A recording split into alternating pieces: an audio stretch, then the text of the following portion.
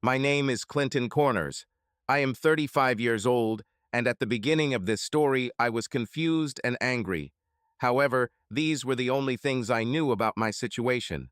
Of course, there were other things going on in my life, but at that moment I was blissfully unaware of how stupid I was. Looking around the small airport terminal, I was still amazed how my boss convinced me to be there at that moment, doing what I was doing.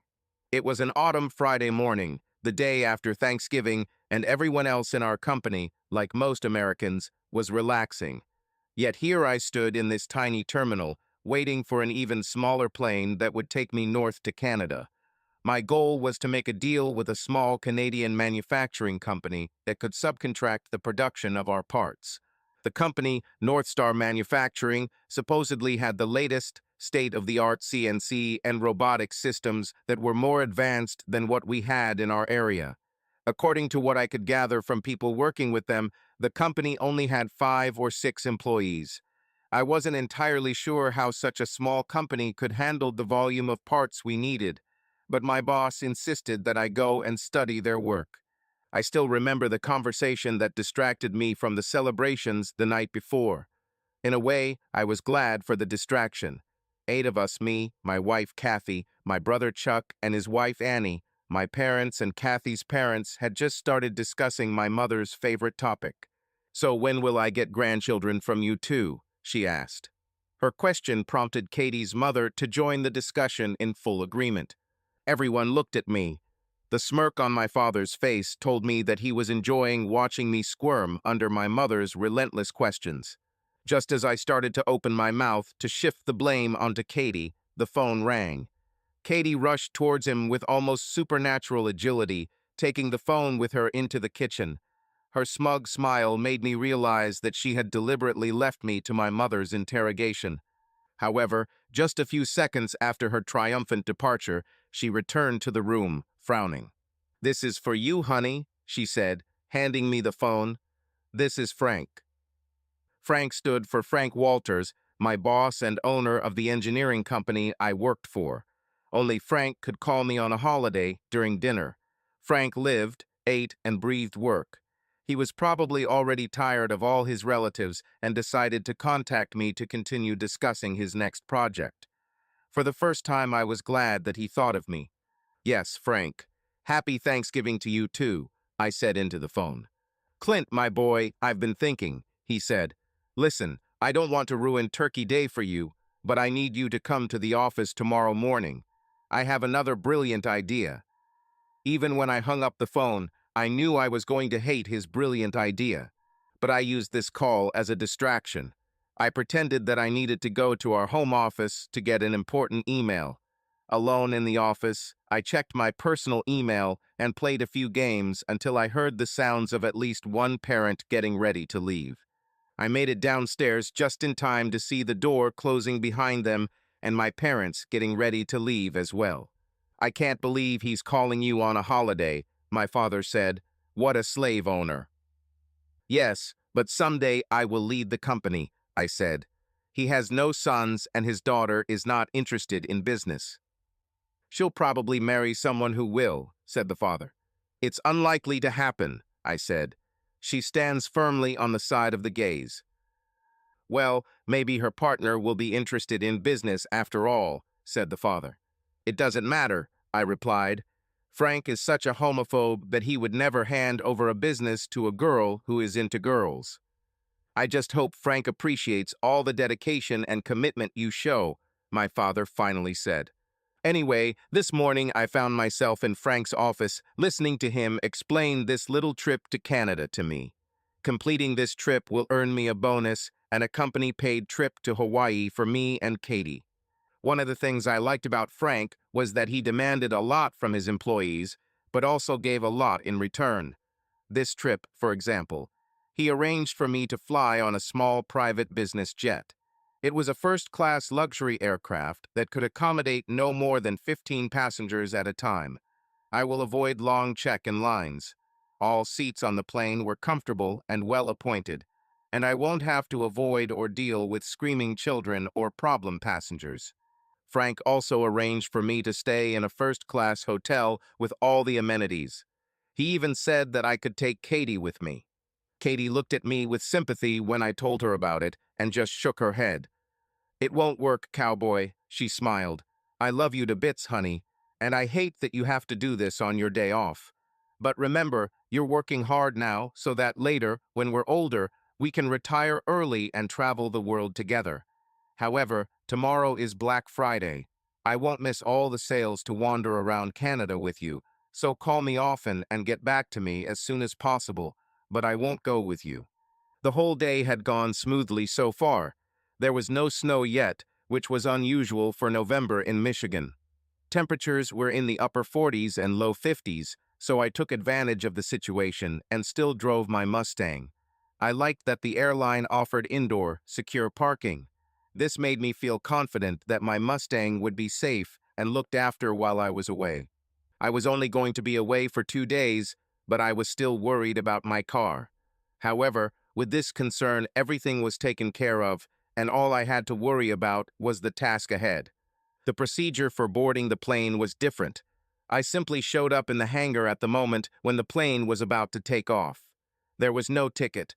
I simply showed my driver's license as proof of identity. The woman checked my name on the list, and I boarded the plane. There were already several people on the plane.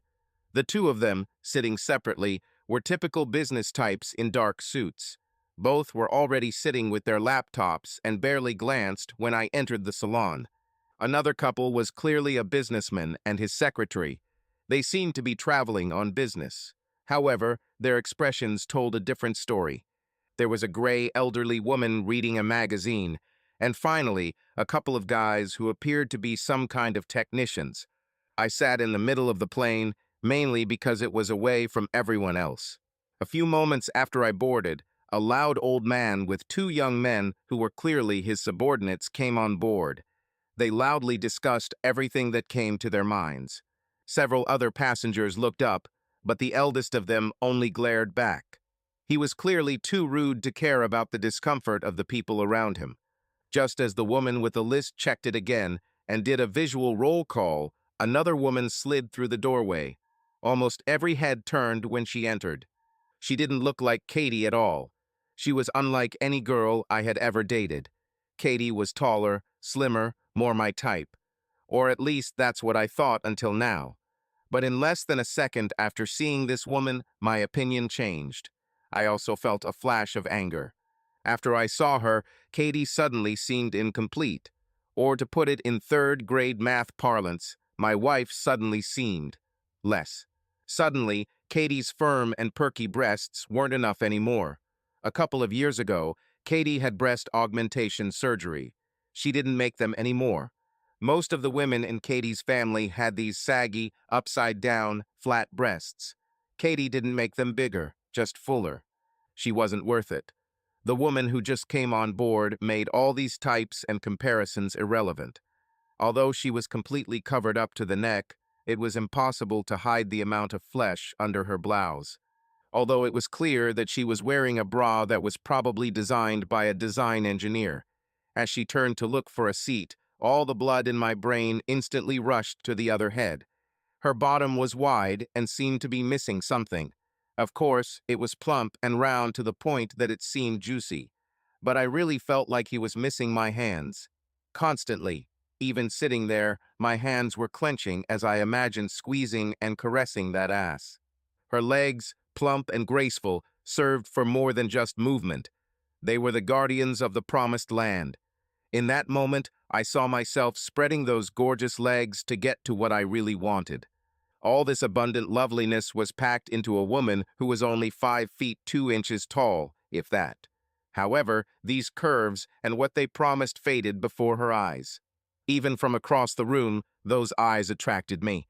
I was locked in her gaze like a moth to the flame. It was only when I realized I had to look away. The intimacy of our eye contact was wrong in its intensity. I realized that I had deceived myself. Every man on that plane, and some of the women also thought that she had eyes for them, and them only. Sitting there dazed, with growing anger, the loud-voiced guy was already on his feet and heading towards her. His sneer turned into a disgusting expression as he approached her. but she was much faster at understanding than anyone in the room. Before he could clear his throat to speak, she turned abruptly and sat down in the seat next to me. "Is there someone sitting here?" she asked. I was too stunned to curse. I quickly shook my head, indicating that no one was sitting. Her voice was more musical than anything that had been released since Motown. Again, I felt a flash of anger. It wasn't directed at her. No, the anger was directed at himself. At 35 years old, I had never thought about cheating on Katie until that day.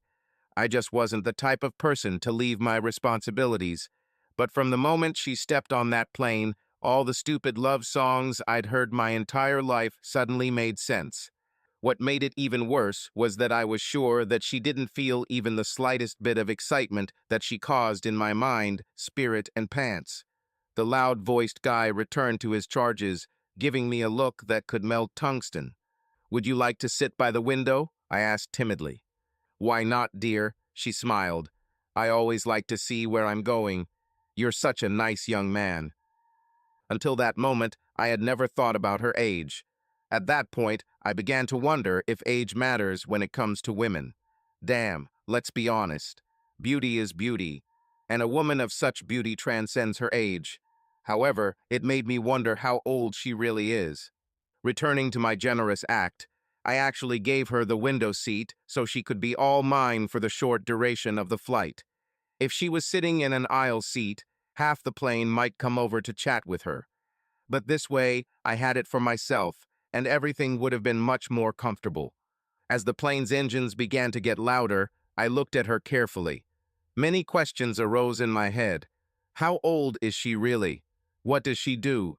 I saw several small rings on her slender fingers, but not a single wedding or engagement ring. At that moment, the ring, securely attached to my left fourth finger, suddenly became heavier and hotter. Focusing on the ring and the image of Katie, faithful, waiting for me at home, I was able to tear myself away from the woman next to me and pull out my iPad to look up information about the company I was about to visit. As the plane began to move down the runway, I tried my best to focus on my work and not on the woman next to me. I also told myself that I didn't do anything wrong. I didn't even touch this woman. I didn't do anything to hurt Katie. All I did was get a little lost in my thoughts. My marriage was still as secure as it was this morning. I didn't really betray Katie. Besides, what she doesn't know won't hurt her. Katie, what he doesn't know won't hurt him, I told myself. It was just a momentary pang of guilt. I've experienced them many times over the years, so experiencing it alone with Kyle quickly approaching me was nothing new. I usually dealt with them by being extra loving towards clients for a few days. Most people I know think Clint and I have the perfect life. We have all the attributes of a successful couple. We have a beautiful house. I chose it, and Clint works like hell to make sure I have almost everything I need. We will be adding a couple of children to our lineup in the near future. And in the end, we will retire rich, fat, and happy. Maybe we'll travel and see some of those exotic places everyone always talks about. Or maybe we'll just keep doing whatever makes us happy. Most people I know would be horrified to know what I do. The thought of me having affairs, or even one affair, would paint me as some kind of scarlet woman. Okay, let's be honest. They would declare me the worst available girl to appear in our city in a millennium. But in the real world, all my friends would immediately start hunting for my husband. Singles would try to get into his bed before my scent disappeared from the sheets. Married women would spend a little more time. Most of my male friends would start aiming to be the next one to sleep with me if they could do it without being noticed. None of them would want to marry me, but they would all want to sleep with someone available for a change. Most people I know are sheep. They go through their lives with their eyes closed. They want all the things that everyone else wants. There is not a single original thought among them. They live their lives according to some old saying, happy wife, happy life, and all that crap. The problem was that I wasn't happy. Not at all. I married Clint with the best expectations. However, somewhere along the line, I was simply tired of being second or maybe even third in his life. Frank was number one. Maybe not even Frank, but just the damn job. My husband was not as dedicated to my happiness as he was to his job. Giving me all the things he gave me was just a byproduct of his success at work. But after a while, things stopped making me happy. I craved attention, and if it didn't come from my husband, well, if you can't be with the one you love. Kyle ran up to me as if he was dying without me. I missed you so much, he said. Oh God, Kyle, I smiled. You act like I'm the only one on the planet. As for me, it is, he said. At least that's the only one I'm interested in. How long do we have? At least 2 days, I said, maybe 3. We ran up the stairs. He grabbed me at every step. When we got to the top, he followed me into the bedroom. We both started shedding our clothes as quickly as if our lives depended on it. When we finished, I did what experience should have taught me to avoid. I let him talk. So, is the car in the garage? He asked. No, I answered. He drove it to the airport.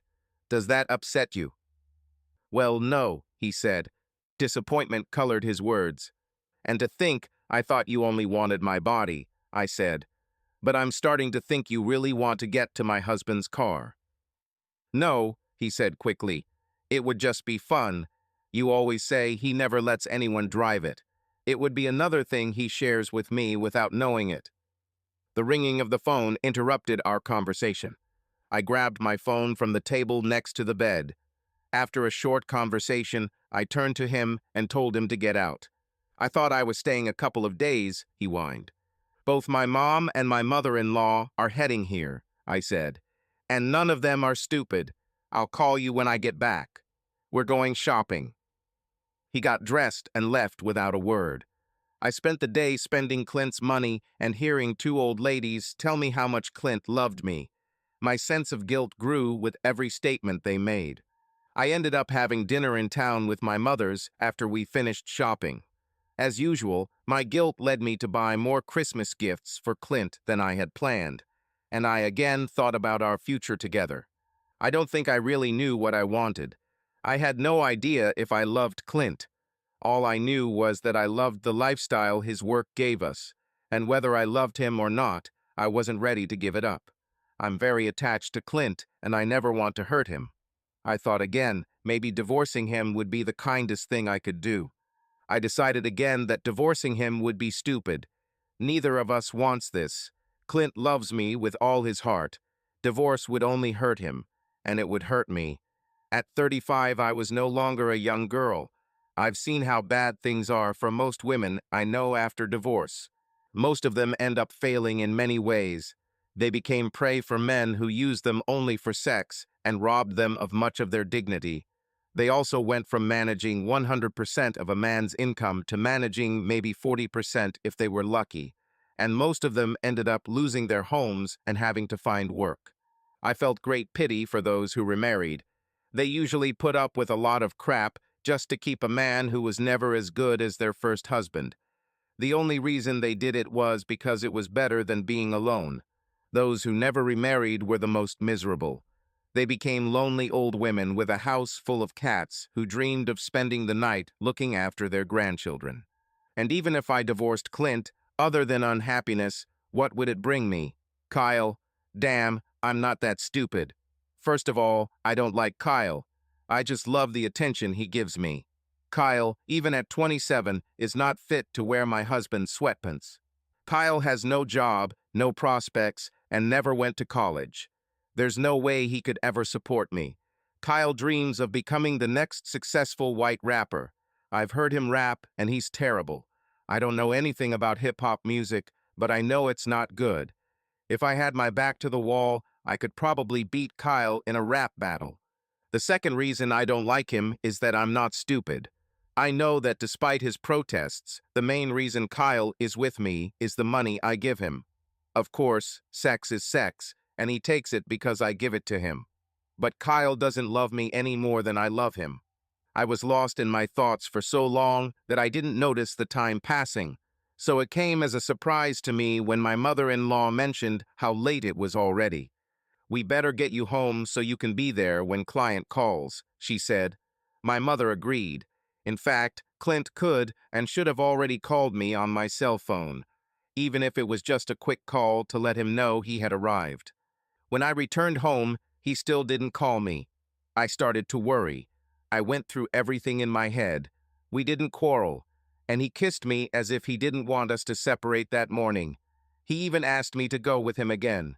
As far as I knew, he wasn't mad at me, so why didn't he call? At that moment, my cell phone rang, and I quickly answered. "Darling, why didn't you call for so long? I was so worried," I said into the phone. "You told me not to call," Kyle replied stupidly. "I'm outside, freezing. May I come in?" Clint had never gone this long without talking to me before, especially when he was away. I tried to think of reasons why he might not call, but I couldn't find any. Canada was not third world without telephone service. Maybe he found out about Kyle. I didn't think it was like that. Clint was an honest man. If he had found out about Kyle, he would have been killed. He would have bumped right into me and everything would have come out. He just loved me too much to play games. The only thing I could come up with was that he immediately went to meet new clients and they treated him to food and he lost track of time. I opened the door and called out to Kyle, who was hiding in the bushes outside, shivering and freezing. As soon as he slid inside, I noticed that my neighbor, Ethel, was watching me like a hawk. I'll have to come up with a good excuse for what she saw before Clint gets back. Kyle immediately entered the house and began taking off his clothes. I decided to put my worries about Clint aside until the next day. However, no matter how hard I tried, I could not enjoy sex with Kyle. Deep down, I knew something was wrong. After a while, Kyle gave in and started talking. "So, your husband thinks you're upset about him leaving?" He laughed. "Yes," I replied, trying to keep the conversation to a minimum. "What a fool," said Kyle. "Yes," I echoed. "What a fool. Imagine this idiot loves me so much that he hates leaving me. He even begged me to go with him. How stupid must he be to love someone like me?" "Very stupid," Kyle agreed, not realizing I was being sarcastic. "He doesn't even understand that you love me and not him. I laugh every time I think about how he works to buy you things and give you money so you can give it to me. It's like he's paying me to sleep with you." I was so quiet after his words that even Kyle realized what he had done. "Of course I'd sleep with you for free," he said, trying and failing to correct his mistake. I would even pay money to have sex with you," he blurted out. "If only I had money." I think we both knew it was a lie. "Okay, let's figure it out," I said. "Do you think I'm a woman who will take money for sex? So you think I'm an easy girl?" "No, darling. This is not where I was going," he muttered. "So where were you going, Kyle?" I asked with a growing realization of what a fool I had been. "As soon as I get a record deal, I'll take you out of here," he said. "It'll be you and me against the world, darling." I think that's when I realized how big of a fool we both were. I knew for sure that if Kyle ever received more than $10, he would immediately spend it on some 20-year-old black girl without hesitation. He was a fool for not realizing that I knew him better than he did. At the same time, I was also a fool. I had everything I ever dreamed of, but I risked it all every time I let that fool between my legs. In that moment in the dark, with this emotionally immature, forever child in my husband's bed, I finally realized how broken I was. I finally understood why Kyle was there. Kyle was just a way for me to get back at Client for not putting me first in his life. I was too much of a coward to really confront Clint about it. I didn't want him to quit his job and find another one that would give him more time for me, especially if it might not pay as well and would end up forcing me to get a job to help out. No, it was much less brave, but much easier to just express my disappointment in letting someone else have what Clint thought was his only one. Delilah. When the plane took off, I panicked. I've never flown on such a small plane before. Usually, I prefer to go by car. I hate flying. And when I absolutely must fly, it's usually on a large commercial airliner. However, this time it was impossible. I returned home to visit my last remaining relative, Aunt Alice. I spent Thanksgiving with her at her nursing home. She didn't look very good. Maybe I should think about moving her back to Michigan. My Aunt Alice was also the only one of my relatives who didn't judge me when she found out what I was doing. My job or career, or whatever you want to call it, was what got me on that little plane. I was heading to Toronto for a temporary job. For me, temporary jobs were very rare. I primarily served what I considered a niche market. No one was more shocked than me that I was able to make money from this. There seems to be nothing more diverse in tastes, especially nowadays. 20 years ago, I would have had no chance. However, today it seems that everyone not only allows, but also indulges their inner quirks. The plane began to shake and vibrate as it left the ground. There was also a not-so-distinct metallic sound as we tried to gain altitude. Was this normal? I didn't think so, but no one else seemed to notice. It reminded me of the sound my car made right before it broke down. My panic increased, and I grabbed the life preserver. I got used to the reaction my body caused. This was one of the reasons why I tried not to draw attention to myself. They say that we live in an enlightened age. Women have more rights than ever. Women can own businesses. And we're very close to being paid equally to men in most industries. In some, we even earn more. If a woman works in a company and experiences stares or any inappropriate behavior, basically anything that makes her feel uncomfortable, she can file a complaint with the HR department and accuse the company or a specific person of sexual harassment. It's funny, but even though a woman is safer in the workplace, she can still be attacked and insulted on the street in public. From the moment I boarded the plane, I was under surveillance. Most of the men there, and even a few women, openly stared at me. I was used to this from men, but women made my skin crawl. They say that women have a kind of radar about their bodies and what parts they look at. It felt like there were at least a dozen small insects crawling across my chest. And on the left, I felt it. I turned my head and met the gaze of the predator. I have met many such men in my life. He was clearly the type of person who would try to use me as a piece of meat and nothing more. I looked around and found the opposite. Right in front of me, I met the softest, kindest brown eyes I've ever seen. He also looked at me, but his look was different. Although it was obvious that he valued my body, he felt guilty about it, and there was something else in that look. This look was not only warm, but also caring. It was clear that he was not the kind of person who would force me or anyone else. Even as the predator jumped to his feet and walked towards me, I moved towards safety and sat next to him. Up close, his eyes were even more welcoming, and what he did next could not have been better, even if I had written the script myself. He offered me a seat by the window and placed his body between me and the wolf. I felt like I was in a cocoon of warmth and protection. However, as quickly as it started, it ended so quickly. He seemed to be immersed in some kind of internal conflict. Or maybe he was just shy and didn't want to invade my personal space. I wondered if it might just be his style, the lone knight who makes random saves and then disappears. However, I had something to think about, so I let the thought go. It only lasted 4 seconds until the plane took off and I heard that clang. I grabbed his hand with all the strength I could muster. I wrapped my arm around his. This pinned my hand between his muscular arm and his very thin chest. Unfortunately, it was. Tit for tat as his muscular arm was sandwiched between my soft, meaty upper arm and my even softer chest. He instantly realized where his hand was and froze. I almost thought his eyes would roll back in his head. I'm also pretty sure he's horny, which is something I'm a bit of an expert on. I'm scared, I said through chattering teeth. What he did then was amazing. He untied our hands, but held my hand. His grip was gentle but firm. "Don't be afraid," he said. He had the biggest smile.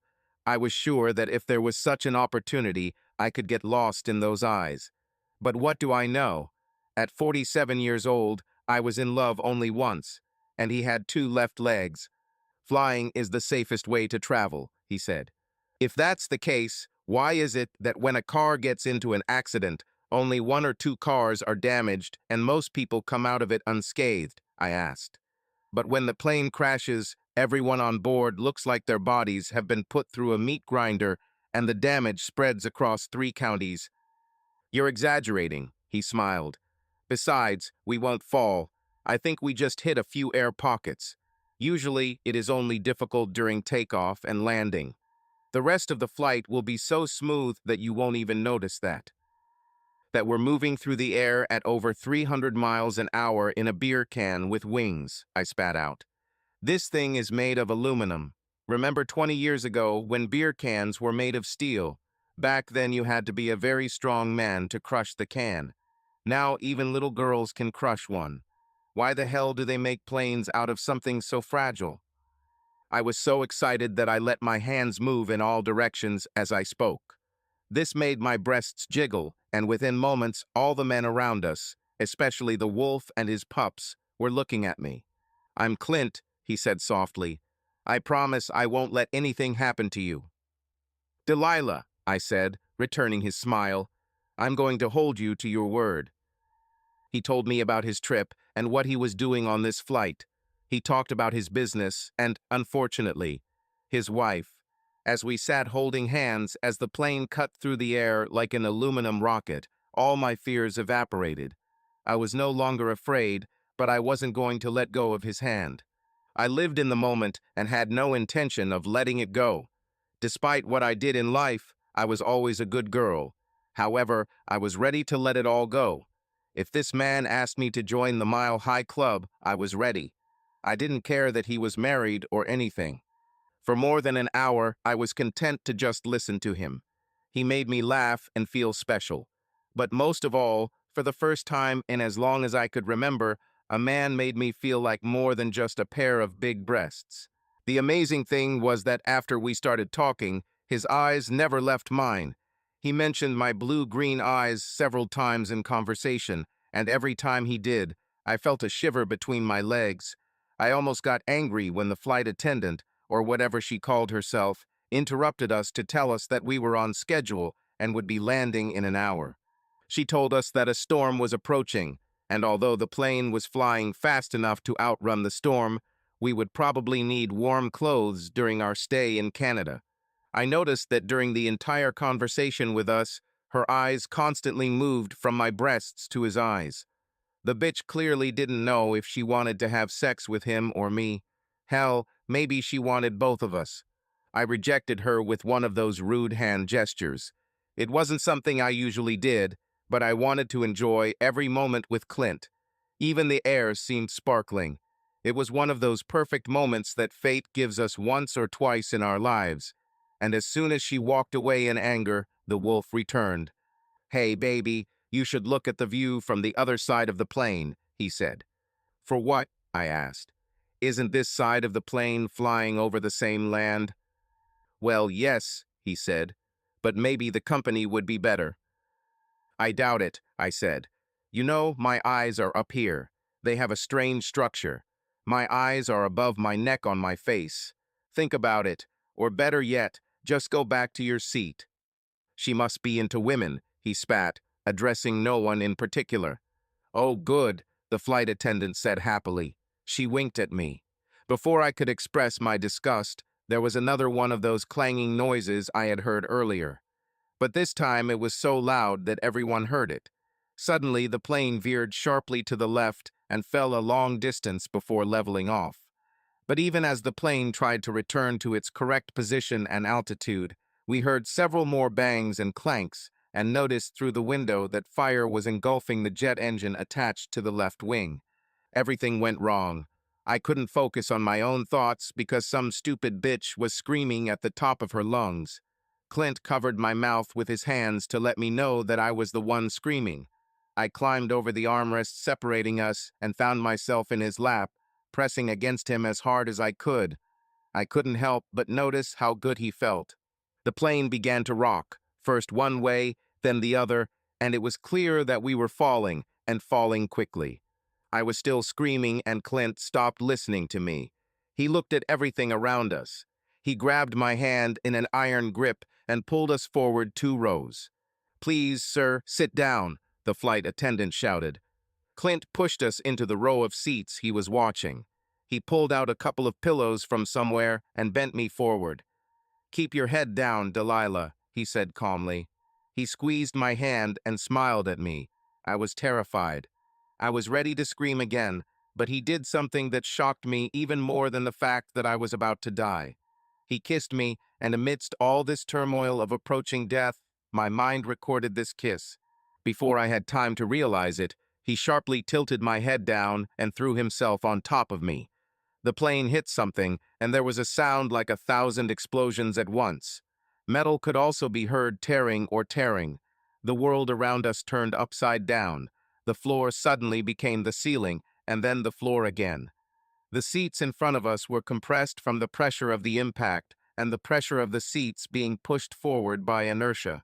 Between the crew, flight attendants, and passengers, there were probably about 20 people on board the plane. They all seemed to be screaming at the same time. The final blow was so strong that it knocked the wind out of me, and then everything went dark. Katie, I woke up in the middle of the night. The room was completely dark. A loud noise was heard. It was coming right next to me. Once I shook off the drowsiness and brain fog, I realized it was Kyle. He snores louder than a lawnmower. His snoring would be funny if I didn't have to try to sleep through it. I also realized something else. They say body language is everything. Our involuntary habits and movements are windows into our true feelings. They are believed to be a better barometer of what we think and feel than what we say, and sometimes even more accurate than what we think. In my sleep, Kyle rolled over as far away from me as possible, and I also turned away from him. Clint always ended up with his arms wrapped around me. Even when we were fighting or not talking to each other, we somehow fell asleep in each other's arms. I always felt so safe and warm when we slept together. No matter what we argued about, it never seemed so important after the night we spent together. At that moment, I realized that I felt lonely and worried. Why the hell should I feel alone with this 6-foot piece of meat next to me? Maybe it was a message from my subconscious that Kyle meant nothing to me. I sat in the dark trying to figure out what I wanted and where my life had gone wrong. When I married Clint, I was sure that I loved him. And I think, deep down, I still love him. I just hate being second only to his damn job. I know he thinks he needs to work so hard so we can have everything we want. He also needs to make sure we have enough money and resources to retire comfortably. However, in truth, I would prefer that he work less or find a job that gives him more free time so that we can spend more time together. If he could do that, there would be no more Kyles. Another thing I had to consider was that, in truth, I had been less than fair to Clint. It wasn't hard for me to tell him when I wanted him to buy me something or take me somewhere, but I never once told him how I felt about his work. I think this is because, to some extent, men tend to identify with their work. A man's work means a lot to how he sees himself. Women tend to identify more with marriages and families. So maybe I was afraid that if I told Clint that he had to choose between me and Frank, I might not like the answer. I also wondered if this was actually fair. Clint spent every free moment with me. I have a lot of activities to fill my time. I have many friends and things that I do for fun. Outside of work, poor Clint has only 2 interests. I'm in first place, and his Mustang is in second. Clint loves this car. He never lets anyone touch her. A tear rolled down my cheek in the darkness. He loves this stupid car so much. He worked hard to earn the money to buy it, but he didn't even think about buying it until he bought me the car I wanted. It was his choice, and he chose to buy my car first. Regardless of his work, this stupid man loved me. Okay, maybe he loved his job a little too much, but he loved me more than anything else in the world. Why didn't I notice this? Was I really just a spoiled brat, as my parents often claimed? And I was all too ready to hand over the keys to Clint's Mustang to Kyle. This would be a huge mistake. Clint can feel a piece of lint that fell on this car 5 miles away. I think he would have immediately realized that someone was in that car. He probably also knew the exact mileage on that car's odometer. Letting Kyle drive this car would mean the end of my marriage. Is this what I wanted? I think, even subconsciously, I didn't want Client to disappear from my life. I started sleeping with Kyle to get back at Client for choosing his job over me. Now it seemed stupid and childish. It sounded more like the act of a teenager who was angry at his parents. She gets a tattoo because her parents hate tattoos, but the big ugly tattoo doesn't really hurt her parents. She will have to hide it for the rest of her life. I sat in the darkened room, silently crying, wondering again where Clint was and why he didn't call me. This had never happened before, and again I wondered if he somehow found out about Kyle. I reached out in the dark and hit Kyle. He woke up mumbling and confused. "Go sleep on the couch," I said. "Your damn snoring keeps me awake." "I don't snore," he said. "Damn you snoring," I said. It was like being on a construction site here. "Well, sleep excites me," he said. "I can't help it." I decided at that moment that Kyle had to go. We could make our last night together memorable. "Well, Kyle, I can help you with this," I said gently. "Clint, I woke up in a nightmare. At first I was confused. I had no idea where I was or how I got here. It was very cold and it looked like it was snowing. Something underneath me was very warm and very soft. I tried to straighten up, but something heavy prevented me from doing so. It seemed to be very heavy and made noise when I moved. I think I could have brought it up, but it was smarter to get out from under it. I tried to crawl out and realized that the warm and soft thing underneath me was a person. Suddenly, I remembered everything. The plane crashed. I remained calm. I was alive and could still think. I tried to remember everything that happened and realized that I could do it. This was a good sign. This meant there was probably no brain damage or concussion. I carefully moved and flexed both arms, starting from the shoulders and then to the elbows, wrists, and finally the hands and fingers. Other than a few cuts and abrasions, I had no pain in my arms and had full functionality. Then I did the same with the legs and feet. Everything seemed intact. I took a more thorough inventory and discovered that my biggest complaint was terrible pain in my upper back. I could still move the muscles there, and like I said, I still had full functionality in all my limbs. It must have been a large cut or bruise from something that fell on me. I remembered how I covered Delia with myself when the plane fell. The large structure of the overhead luggage compartment fell on me. I crawled out from under her and turned to Delia. I shook her to wake her up. "Delia, are you okay?" I asked. "I think so," she said sleepily. "I'm cold and my leg hurts a lot." "I'm so sorry, honey," I said. "I'll get you out of here as soon as I'm sure we're safe." I stood up and looked around.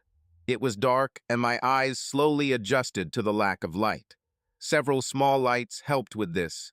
I noticed that the plane broke into several pieces, either on impact or during the violent vibrations that followed. I remembered moving Delia and myself several rows ahead of our seat. Now I'm glad I did it. I read somewhere about the safest places during a plane crash. I moved us to one of these places. It paid off. The section of the plane we were in was fairly intact. However, everything ahead of us was like an accordion after a blow. In cars, this is called the crumple zone. This is an area of the front of the car that is designed to fold down to absorb the impact of a collision and protect the occupants. The plane wasn't designed that way, but the front of the plane and everyone in it died to protect us from the impact. In this zone of incredible destruction, nothing moved. All I saw was mangled metal. I could barely make out a few torn body parts among the chaos, and then I saw her. It was the flight attendant who told Delia and me that we would land in an hour. Her body was severely mutilated and crushed. Her face was torn apart, and through all this horror, when I met mine. Her mouth moved as if she was trying to say something, and then the sparkle in that eye went out. He looked without focus into nothingness. Her pain was clearly over.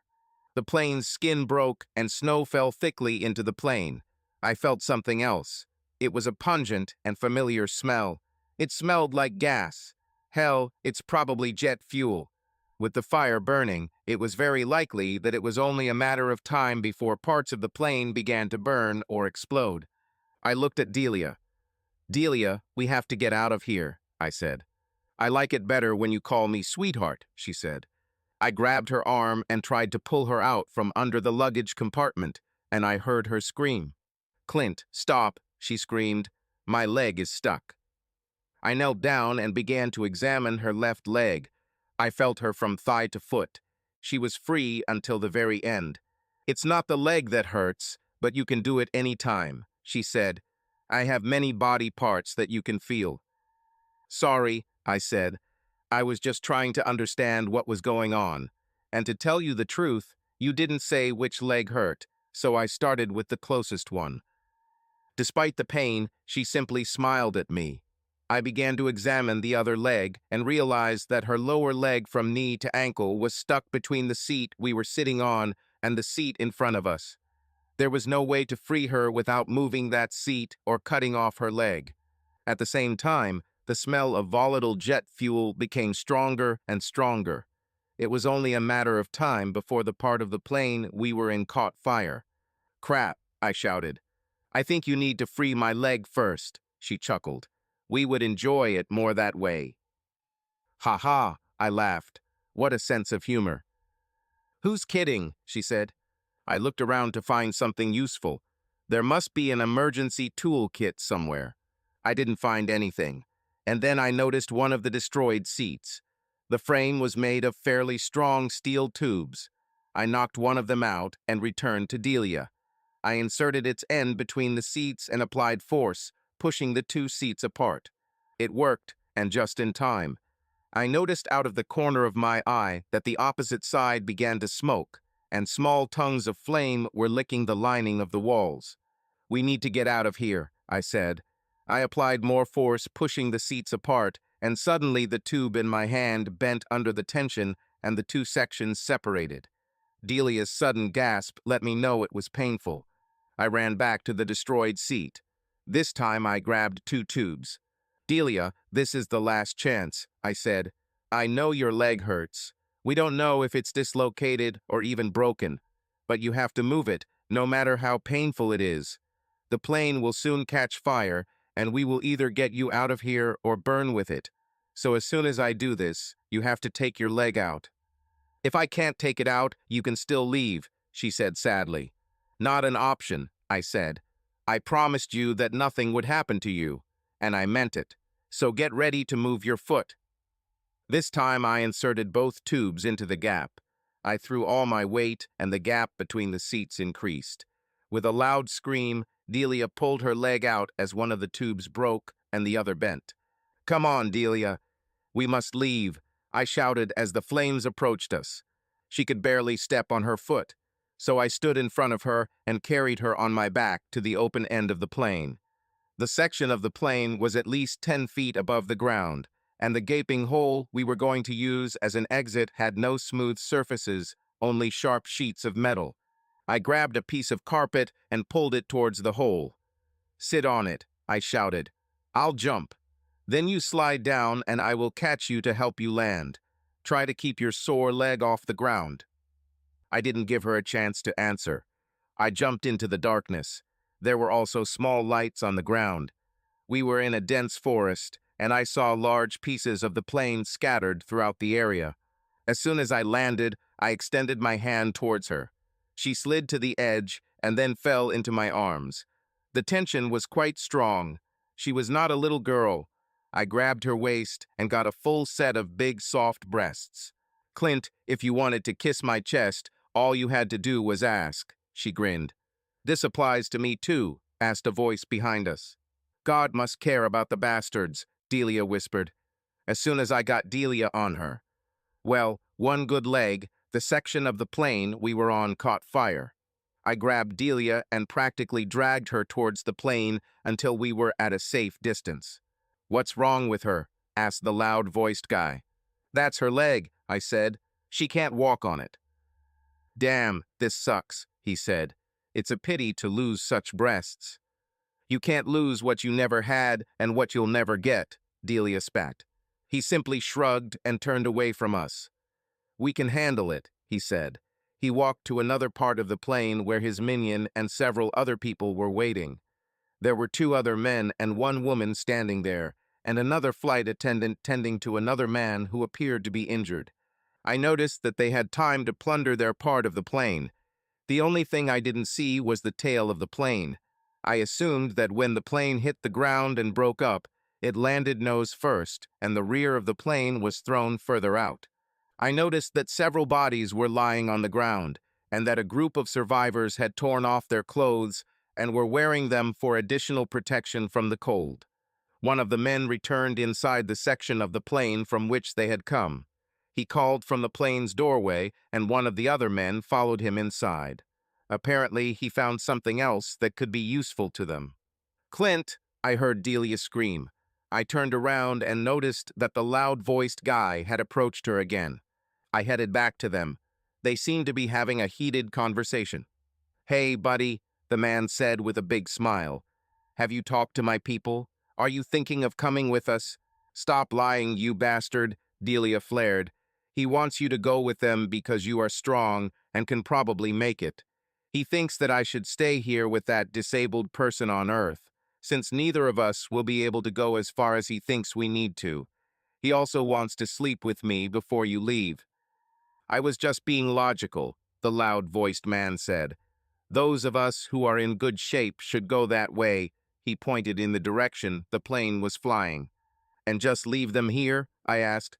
"Listen, buddy, this is Canada. Anyone who stays here will freeze to death long before anyone comes to save us." We were on a small private jet. The pilot was the owner of the company. One of the flight attendants was his wife. Everyone who worked for the company was on board. Nobody is looking for us. We are also stuck in the wilderness. There is no mobile phone signal here.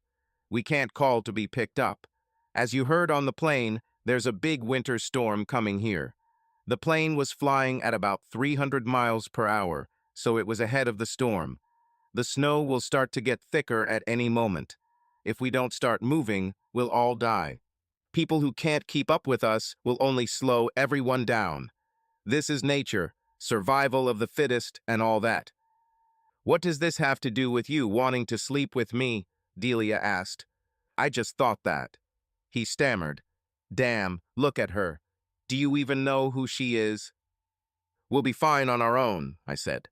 "As you know," he said, just as an explosion rocked the section of the plane his friends had just entered. We all turned when we heard screams from inside. The screams suddenly stopped. "Can we take some of those clothes you stole from the other passengers?" I asked. "Delia is cold." He just laughed in my face. "You guys are going to freeze to death," he said. "Why would I waste clothes that survivors could use? Besides, she must be used to walking around without clothes." "To hell with you," Delia spat. "Anytime, anywhere," he smiled back. The woman and the other surviving man approached him. "It's starting to snow," the woman said. "And Josh finally died," the man said. "We have to get out of here, boss." "See you later," he said, and three of them began to leave without looking back. "You probably should have gone with them," Delia said. "You could easily keep up with them." "Why?" I asked. "We were almost 300 miles from our destination when the plane crashed. They're not going to go 300 miles. I noticed that we were flying over a group of small houses when the plane began to fall. They can't be more than a few miles behind us." "Come on, we need to hurry." While I was talking to this idiot, I noticed that the tail of the plane was over there, I said. "Why should we go there?" she asked. "That's where all the supplies on the plane are stored," I said. I turned my back and knelt in front of her. I stood up and carried her further into the forest. It was further than I thought, and the snow was starting to accumulate. When we finally got there, I climbed into the back of the plane. Everything was in disarray. I kicked in the inner door because the handle was broken in the accident. I found several shelves full of blankets. I grabbed a few and carried them outside for Delia to hide while I continued to search. I then found supplies and took one of the blankets and loaded it full of first aid and frozen meals that were served on the plane. I loaded as much as I could carry, along with plenty of soft drinks and water bottles. I also grabbed a few small bottles of liquor. I took a couple of emergency kits with flashlights and a few tools. I tied the corners and tied the blanket into a knot that I could carry and left the damaged part of the plane. I took it all back to Delia.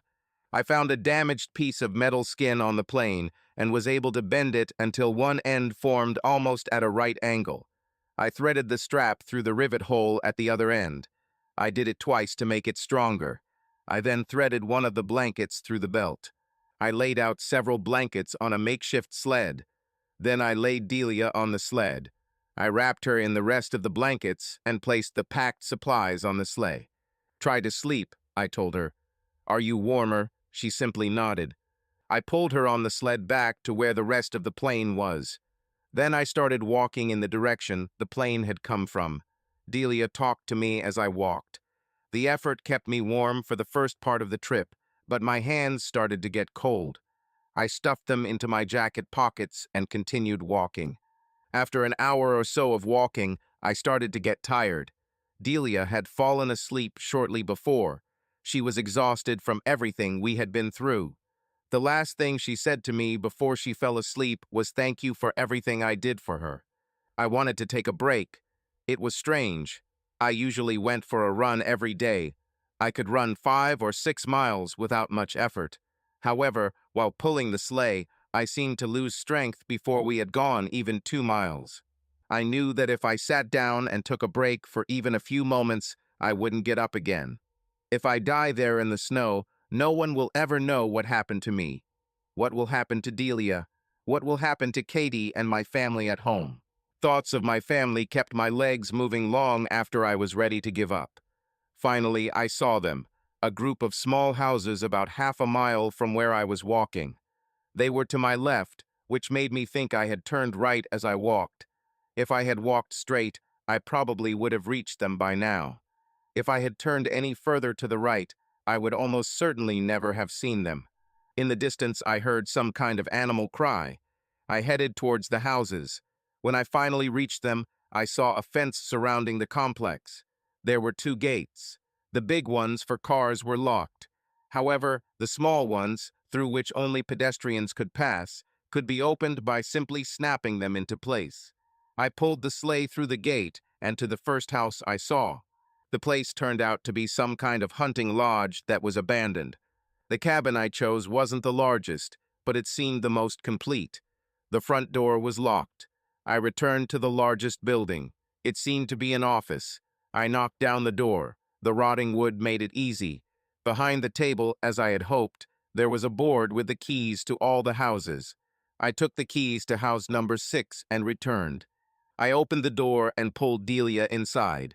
The house had a fireplace, but no wood. I walked around the rest of the houses and found only a few small pieces. But behind the main house, I found a large pile of firewood. The top wood was already wet. I took as much wood as I could carry and carried it back to cabin number 6. I stacked the wood in the fireplace and unpacked the blanket in which our supplies were wrapped. In one of the emergency kits, I found several matchboxes. I found some old newspapers in the cabin and layered them with firewood. I set fire to the newspapers, and soon we had a good fire. I dragged Delia closer to the fire. There was a sofa there. I pulled him closer to the fire. I placed one of the blankets on the sofa and laid Delia down on it. Using one of the flashlights, I examined her ankle. It was swollen. I felt it carefully and did not feel any significant differences between it and the uninjured ankle. I wrapped her ankle with an elastic bandage from one of the medical kits. I then spread her legs to examine her knee. "I was wondering when you'd get around to it," she said. "Do you want me to take off my skirt to make it easier for you?" "I was trying to see if your knee was as badly damaged as your ankle," I said. "So you don't like my legs?" she grinned. "Of course they do. I mean, no. I, your legs are fine. I just wanted to see if your knee was hurt," I stammered. Her face smiled at me. She shook her head. "Where are we? Where do we get all these things from? I'm still a little cold, but I'm not freezing to death. Clint, you are a savior," she said. I let her hold the flashlight while I examined her knee. Unlike the ankle, the knee was not swollen. It was only bruised. Based on the sprains I've had while running and other sports, I estimate that the knee will be better in 3 to 4 days. The ankle will take a week before she can put any weight on it. Delia yawned and took off her jacket. Seeing her in just a blouse reminded me how well put together she was. I gave her a can of juice, and she started drinking it while I added another log to the fire. I figured we'd need a few extra logs throughout the night to stay warm, so I set the alarm for 3 o'clock. "I just wish we had something to put in this juice," she said. "After everything we've been through, we deserve it." I went to the package and placed it outside on the front porch. The food was wrapped in plastic bags, so even if any animals could get over the fence, I didn't think they could smell it. I took a small bottle of liquor with me. I walked over to the couch and took a can of orange juice from Delia. I poured vodka into it and returned it back. Then I took off my shoes, took a blanket from the pile, and stretched out in front of the fire. "Nope, cowboy. Come up here to this sofa with me," she said. "I promise I won't use you in my dreams. We need each other's body warmth to keep us warm." A few minutes later, I was lying on the big comfy couch with her, under a blanket, in front of a softly burning fire as the snow piled up outside. Falling asleep from fatigue, I wondered how the loud-voiced bastard and his group were doing. Katie. Morning came, and Kyle reappeared in my room with him. He was naked. Okay, I said, and the next moment he tried to have sex. When he hit me, my thoughts were elsewhere. 2 days after Thanksgiving meant it was the end of the month. This meant that Kyle's rent had to be paid, and since I did not give him money, he tried to earn money for rent. I usually expected mindless, emotionless sex from him. This morning, however, my thoughts were elsewhere. It was Saturday, so the office was closed. But as if to confirm how incompatible we were, the phone rang. "Kyle, get away from me," I growled. "I need to answer the phone." I reached out to the table by the bed and managed to grab the phone at the last moment so that it wouldn't go to the answering machine. "Hi, Katie, it's Frank," he said. My heart sank. "Have you heard anything from Clint?" "No," I said. "Did not hear." "Look, Katie, I didn't want to send him away on such short notice, especially during the Thanksgiving holiday, but you know I consider Clint like a son. And when a father has an idea, his son must implement it. When I leave the business, it will all pay off." I almost went into shock. Clint always told people that someday he would be in charge, but I think he thought he would be a manager or a managing president, not that the business would be his. "What about your daughter?" I asked. "I love my daughter," he said. "I will leave all my personal assets to her.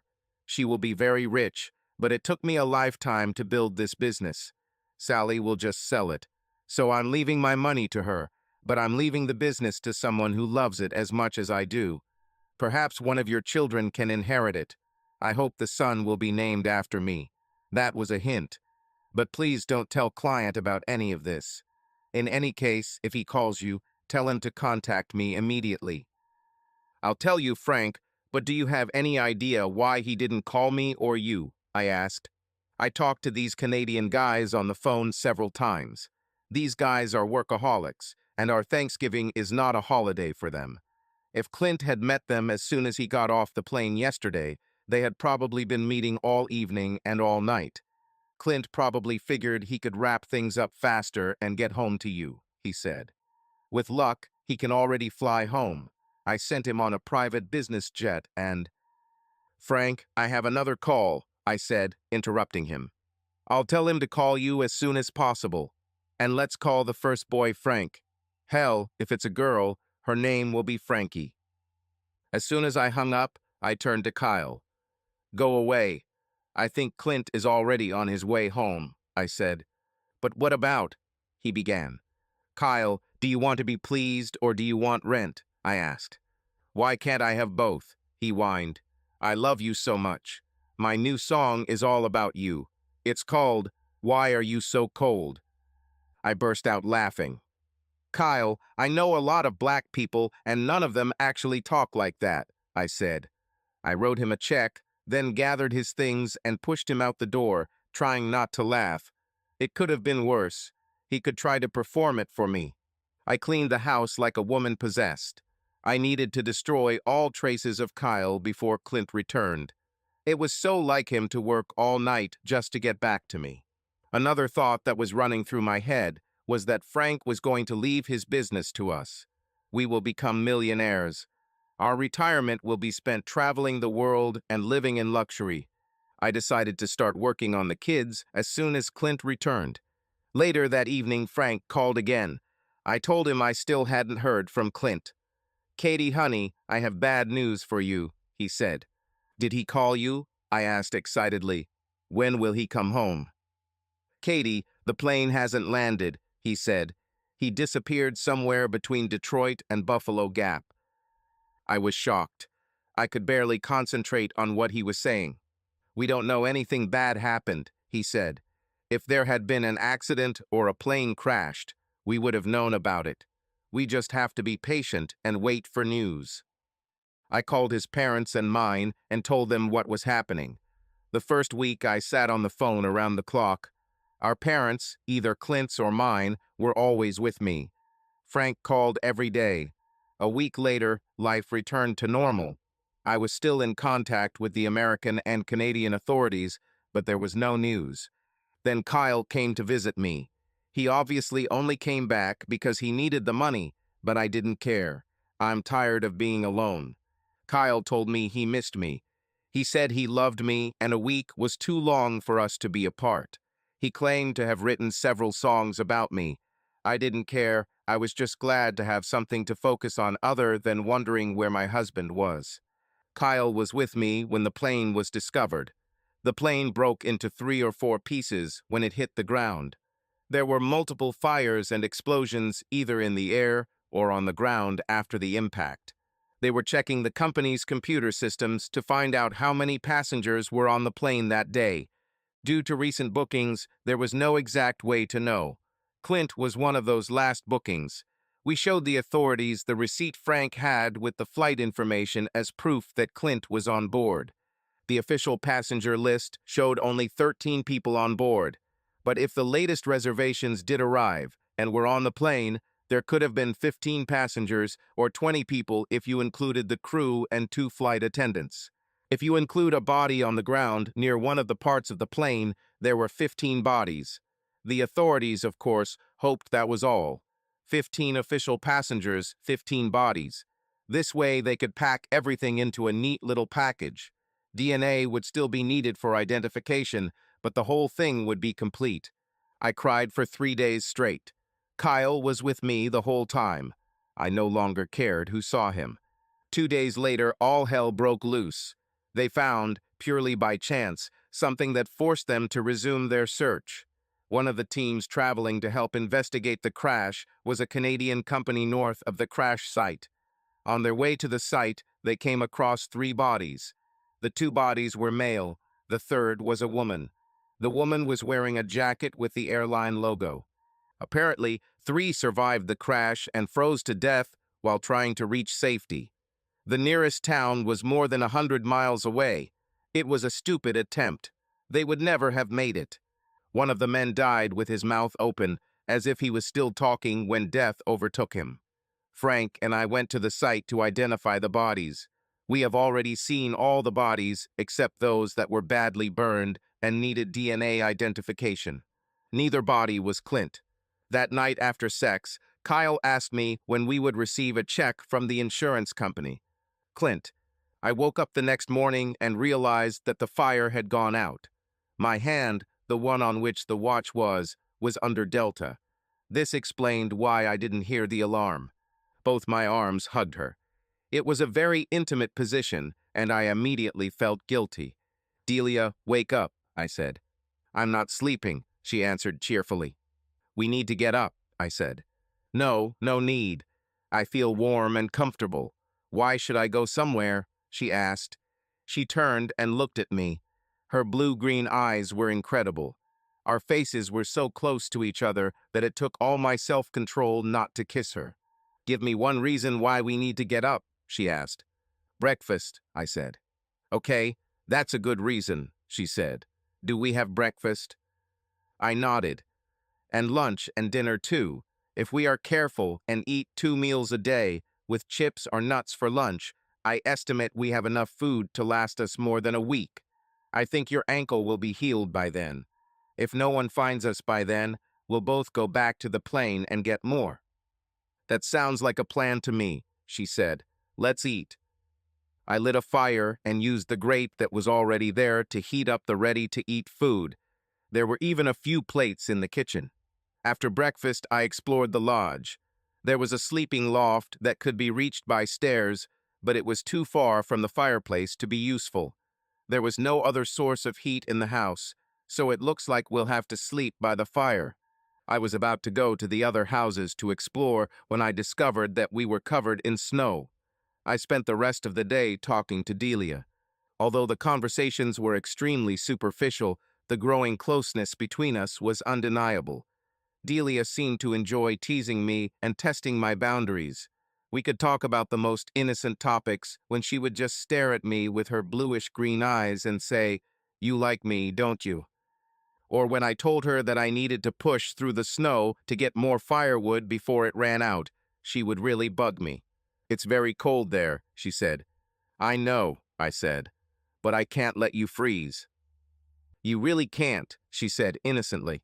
I made several trips and stacked enough wood right outside the door to keep us warm for a couple of days. Delia just smiled at me. "Are you cold?" she asked. "Not really," I said. "I think it worked," she said. "I warmed you up a little so you wouldn't get cold while I collected firewood for us." Then she just started laughing for no reason. "What's so funny?" I asked. "You got wood from me to collect wood for me," she laughed. I went out onto the porch and grabbed the blanket with all our supplies. I let her look at our dinner selections. She chose the meatloaf, and I chose the chicken parmesan, which looked delicious on the package. After dinner, I took one of the water bottles and used it to wash our dishes using the soap I found in the kitchen under the sink. I was glad we had a sink. It would be much better if we had running water. "I haven't gotten off my butt all day except to limp to the back door to use the composting toilet," she said. "But I'm tired. Are you going to sleep?" I hesitated. "Come on, Clint," she said. "It's getting dark and we have nothing else to do. So throw a couple of logs on the fire and crawl under this blanket with me." We had a good talk before falling asleep. Delia told me her life story and didn't hide anything this time. I was completely wrong about her. She was not at all what I thought. Her father was a store owner. He raised her to be a good girl. She married her high school sweetheart when they were both 18. He joined the army, and they decided to put off having children until he left the service and went to college. He extended his service another term to maximize his military benefits. Everything was going well. They bought a house and began preparing for his imminent return to civilian life. David has always been a very gentle but protective person. He was funny, shy, and very loyal to both her and his country. He was so clumsy that he could not dance to save his life. He always tripped over something or stepped on her feet when he tried to dance. She wore a beautiful dress with steel-toe work boots to their prom, and they danced, or tried to dance, all evening. Right before he took her home, with her parents' permission, he proposed to her. She loved him with all her heart and was sure he felt the same. He fell in love with her mind even before her body began to develop. And even when her body wasn't ideal for their age, he never wavered. When she sat at home and dreamed of being taller and slimmer, he simply laughed and said how glad he was that she was not like that. The day before he was to return home for good, he tripped and fell for the last time. The wire he tripped over ensured that he would never rise again. She was devastated. The fat, cheerful girl who had the whole world in the palm of her hand, who loved to plant flowers and dreamed of becoming a mother, never returned. She returned to her parents after selling the house. It took her almost 4 years to cope with his death and begin to function. At 28, she got her first job as a waitress at a local restaurant. She became a good waitress over the years, but she never got used to some of the customers' rude comments about her body, especially her breasts. They never seemed to stop growing. Some men were too obvious in their desires. They even tried to deceive her. They bet her different amounts of money that her breasts were not real. "How can I prove they are real?" she asked. "Let me touch them," one man said. "Once you prove that they are real, I will give you the money. There was a nightclub next to the restaurant. The owner and several girls were her clients. She was offered the opportunity to dance in a club for 4 times the money she made at the restaurant, and she turned it down. She was uncomfortable showing her body. A couple of years later, the owner had a side job. He had a website where he posted photographs of many of his dancers. At first, the site made a lot of money, but over the past few years, he noticed that the trend had changed. Men are tired of looking at skinny blondes with big fake breasts. Most of the men he spoke to were more interested in women who looked like real girls next door. There was something truly arousing about seeing a woman who looked like my real-life neighbor naked. Her so-called flaws only added to her attractiveness. If her father hadn't gotten very sick and her mother didn't need help with medical bills, she never would have done it. However, she immediately became popular. She bought a camera with a wireless remote control and took all the photos herself in the privacy of her home. A few weeks later, she quit her job at the restaurant. She, for some reason, needed me to know that she had never done anything with men or had sex on camera. She also never did anything sexual with a woman. The only thing she did was post a new series of photos of herself in different stages of undress every week. She posted some teasing photos that everyone could see and much more explicit photos that you had to purchase a membership to her site to view. She made very good money, but always expected the market to crash or men to lose interest in her body type. Over the past few years, she has started fulfilling requests. The client could suggest poses he wanted to see or things he wanted her to wear. She received a lot of money for this. She also started making videos. Again, all her photos and videos were solo. Her father passed away several years ago, and her mother followed him within a surprisingly short time. This left her with no immediate family and no relatives at all, except for the aunt she had just visited. It also left her with a hole in her heart. She had met many men over the years, purely for business purposes, but had never dated any of them. She became an expert in arousing a man. Using sexual innuendo and flirting was a big part of her arsenal. It's funny that she's only had one sexual partner since David died. Tacky took care of all her needs. So if she got too excited after a photo shoot, Tacky would help her relax. She became an expert at instantly understanding what people wanted from her, and also to keep myself at a distance from people who wanted to use her. "You remind me of David in many ways, Clint," she said as we lay together on the couch. "You have the same shyness and the same protective nature, and when you talk to me, you really look into my eyes, not into my chest. But if I look straight at you, you look away. And you really like me," she said. "I know that you are married, and your inner Boy Scout will not allow you to take what I want to give you, but I want you so much that I won't stop trying." "But Delia, we're both good people," I said, "and good people don't cheat." "I don't cheat on anyone," she said. "There is no one in my life except you." "But good women don't sleep with married men, or at least don't have sex with them," I said. She burst out laughing again. "See what I'm talking about?" She laughed. "I just told you that I make a living by getting naked on the internet. I'm an internet-accessible girl, and you still think I'm a good person. Good night, sweetheart." "Good night, Delia," I said. And as she pressed her soft, feminine body against mine, I wished that I wasn't the Boy Scout she thought I was. Katie, I didn't know how I should feel. The man I was supposed to spend my entire life with was missing and presumed dead. On the one hand, Frank and Clint's family assured me that he was still alive. In fact, the entire Connors family acted as if they had no doubt that he was alive and just stuck somewhere without cell service. His brother Chuck especially insisted on this. He was the one who constantly reminded me that Christmas dinner that year would be at his house, and he expected Clint and I to be there. On the other hand, there was an insurance company. It was clear they didn't care about Clint, or me for that matter. They categorically refused to pay a single cent without a verified death certificate. They wanted to get a confirmed DNA test to make sure one of those bodies was actually Clint's before they started looking into the claim. My parents, of course, were more realistic. They began to hint at organizing a funeral. In the end, I just told everyone to leave me alone.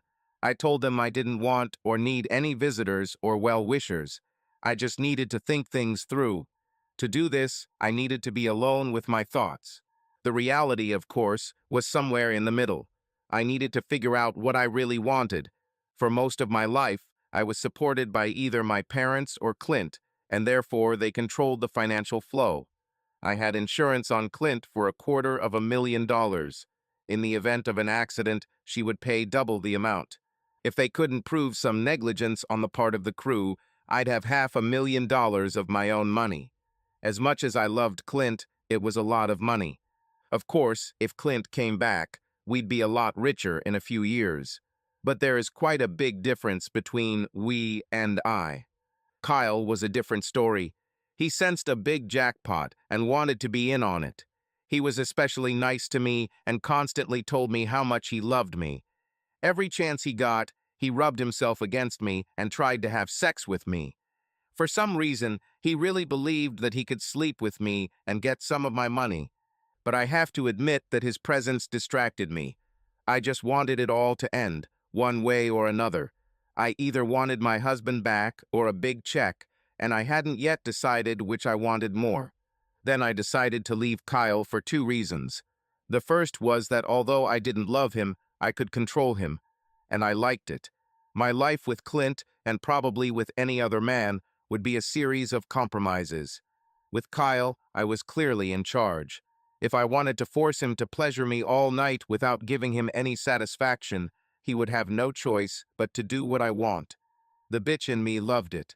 The second reason was that I didn't want to be alone again. And when most men heard the word widow next to your name, it was like the kiss of death. Half of them wanted nothing to do with you because they thought you were a loser, and the other half felt too sorry for you to try to sleep with you. I was still balancing between wanting Clint back and wanting the insurance money, but I was really leaning towards getting Clint back. Last night, while Kyle was rubbing himself against me, I was imagining what my children would look like or act like around him. I decided that it was better not to have children at all than to have them with Kyle. Delilah. Delilah, Delilah, Delilah, I thought to myself. Only you could get into a plane crash and come out of it happy. I was locked in a remote cabin in the Canadian wilderness with Clint for almost a week, and every day we became closer. He was the first man who had any interest in me since, well, in a long time, and my body reacted to long-term abstinence from sex in a very energetic way. The only thing stronger than my feelings for him was the disappointment that we hadn't had sex yet. If I could somehow stay with this man, I would make him the happiest man on earth. Apart from all his wonderful qualities and the fact that I was sure that he had the same feelings for me that I felt for him, I loved that he tried so desperately to remain faithful to his wife. A few days ago, we discovered that we both had bricks in our jackets. Brick is a telephone without connection. His iPhone, although not in use, was nearly dead. My Samsung still had 75% charge. With the last drop of charge left in his phone, he showed me a couple of photos of his wife and one of his cars. I laughed, but to be honest, I was more interested in the car. Anything he loved enough to have photographs of could compete for his attention. His wife was funny. She was a tall, thin, bitchy-looking woman. She was someone whom no one in their right mind would ever trust. Even in the photographs, it was clear that she cared more about herself than about him. I decided to lose some weight after I saw her. Nothing too radical. I liked my body, and most men did too. But I could use a couple of inches off my waist. I think this was more of a problem for me than for Clint. Every night his hand was on my stomach, so it couldn't be that bad. Of course, I made sure that every morning his hands were on my breasts before he woke up. I think my desire to lose some weight came from pictures of his wife. This was my only weakness. Her breasts, although fake, were much smaller than mine. They looked like two baseballs glued to a flat chest. Even sex stars now hated this look. They felt like really hard saline bags and didn't move like real breasts. Older women and women who were not married preferred this style. The only advantage of having breasts like this was that they looked really perky when fully clothed. They also didn't move at all. But no man really liked breasts like that, so it was 1 point for real breasts and 2 points for really big real breasts. She also didn't have a butt. It's like her lower back just continues until it splits into two legs. This buttless look was popular in the 70s, but most men now prefer curves. Her type of butt looked good in loose clothes. But in jeans or tight skirts, you could notice that something was missing. This type of butt looks terrible in a thong. Her legs are quite long, but also too thin. He massages the sore leg to help it heal faster. Why another? I think he just likes to feel my legs. Anyway, unfortunately, Clint was right about my ankle. I haven't told him yet, but I can walk on it a little. She gets stronger every day, but so do my feelings for him. I'll hate leaving here. You would think that after spending almost every day with a person, you would need some time away from them. But that hasn't happened yet, and every night I got closer to getting what I wanted. Last night, as we lay on the couch talking, everything changed. We took our usual position. He was behind me. As usual, I tried to secretly rub my butt against him. But this time it was different because he was rubbing too. I became more and more excited. I was afraid to say something so that he wouldn't stop. I very slowly started rubbing one of his hands as it caressed my belly and moved it up so that it barely touched the bottom of my chest with each stroke. I don't think Clint was thinking about what we were doing anymore. We just talked and caressed each other as usual. Soon we started simulating intercourse with each other like there was no tomorrow. I felt so good. I started to unbutton my blouse and really liked the feeling of Clint's hands on my bare skin. I moaned in anticipation of what was to come next, and as soon as the sound left my lips, I felt Clint's entire body tense behind me. "I'm really sorry," he said. He pulled his hands away from me as if I were on fire. "Me too," I said. "It's a shame you stopped. We both have people at home who would be hurt by what we did," he said. "I have Katie and you have Takai." I laughed again. "Clint, there's no one at home," I said. "Takai is short for Hitachi. It's supposedly the most powerful and versatile sex toy. No one has touched my body in years, so forgive me if I enjoyed what we just did." We have to give him credit. Clint showed resilience. "Delilah, I want you to know that if I weren't married, we might have worked out something. I really—" he began. "Shut up, idiot," I said, trying to keep my voice from shaking. I knew that if he told me he loved me, I would take him, and I knew it would be easy because he would let me. If someone had asked me before, would I have sex with a married man? Man, I would laugh in his face. If they asked me about it now, I would say, hell yes, and I would mean it. It turned out that I would do almost anything for the right man, except to destroy the man I love. I was grateful when he made the first move. He pulled me close and started rubbing my belly again. My moans of pleasure were genuine. I was sure that he would never touch me again. This told me that, as I suspected, he wanted me too. There was just a certain place that he wasn't ready to go beyond. "So how do you celebrate Christmas?" he asked, trying to find an innocent topic. I told him how I usually visit my aunt, exchanging a few small gifts with some people I work with. There were several web designers and salespeople who worked on my site that I was on friendly terms with. I knew them for almost 15 years, but I rarely saw them in person. Most of our correspondence took place via the internet. I didn't really have many close people. He tried to change the subject because he thought I was starting to get depressed. "So your ankle seems to be getting stronger," he said. "I think in a couple of days we should try to walk to the plane for food.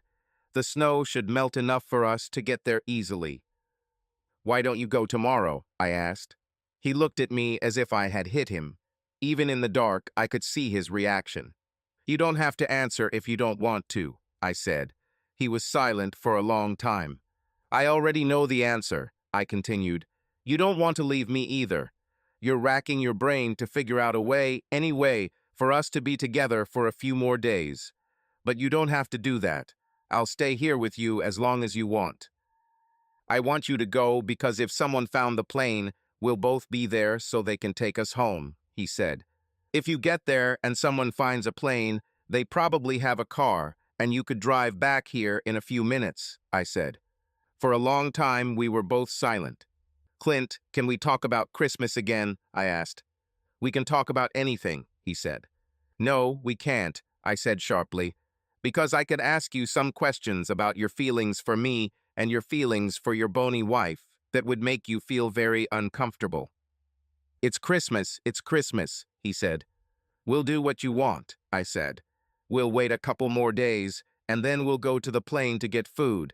If someone finds the plane, we'll be rescued. I'll go back to my life, and you'll go back to your wife, and no one will ever know what happened between us. Personally, I will remember this and you forever. It will be like a very precious stone that you and I shared and hid from the world. At least that's how I see it. Maybe it will be something you will be ashamed of, so you won't talk about it. In any case, none of us knows what will happen. Anything can happen. The weather may become even colder. There could be a couple more feet of snow. Maybe no one found the plane, and we'll be here for another 2 weeks. So I want you to promise me something. Okay, I promise, he said. I don't know how, but he broke my heart again. No, stupid, I said, trying not to cry. You can't promise until you know what I'm asking. It might be something you don't want to do. Delilah, I really can't think of anything I wouldn't do for you, he said, and I knew that he was serious when he said this. Call it a Christmas wish, I said, but I want you to promise me that if you and I are in this cabin for Christmas, we'll forget about everything that's going on in the world and just belong to each other for a while. We won't mention your wife or mine, sex toy, or whatever. We'll just spend this one day without all our crap and baggage. The room became even quieter. I thought I had gone too far. I knew what I was asking for. I promise, he said. After that, we both fell asleep. We hugged a little tighter than usual, and at night I made a decision. I still had a whole day before we went to the plane. I was going to let him know how I really felt. But the line between us had been crossed, or if not crossed, then we were both determined to get as close to it as possible without crossing it. I woke up the next morning feeling like I was floating on a cloud. My whole body was trembling like never before in my life. Just before breakfast, I began to walk around the hut for the first time. I walked slowly and with a slight limp, but I loved the feeling of Clint's eyes on me. While he started the fire and warmed our food, I undid a few buttons on my blouse. When we sat down to breakfast, I noticed that Clint's hands were shaking. Then I noticed where he was looking. I gave him my biggest and brightest smile. "What are you looking at?" I asked, blinking my eyes innocently. Clint nearly choked on his breakfast. My only response was to unbutton my blouse further, giving him an even greater view of my huge breasts covered by my bra. Everything I did that day increased the tension. A little later, Clint grabbed a couple of our spare blankets and a knife from the emergency kit.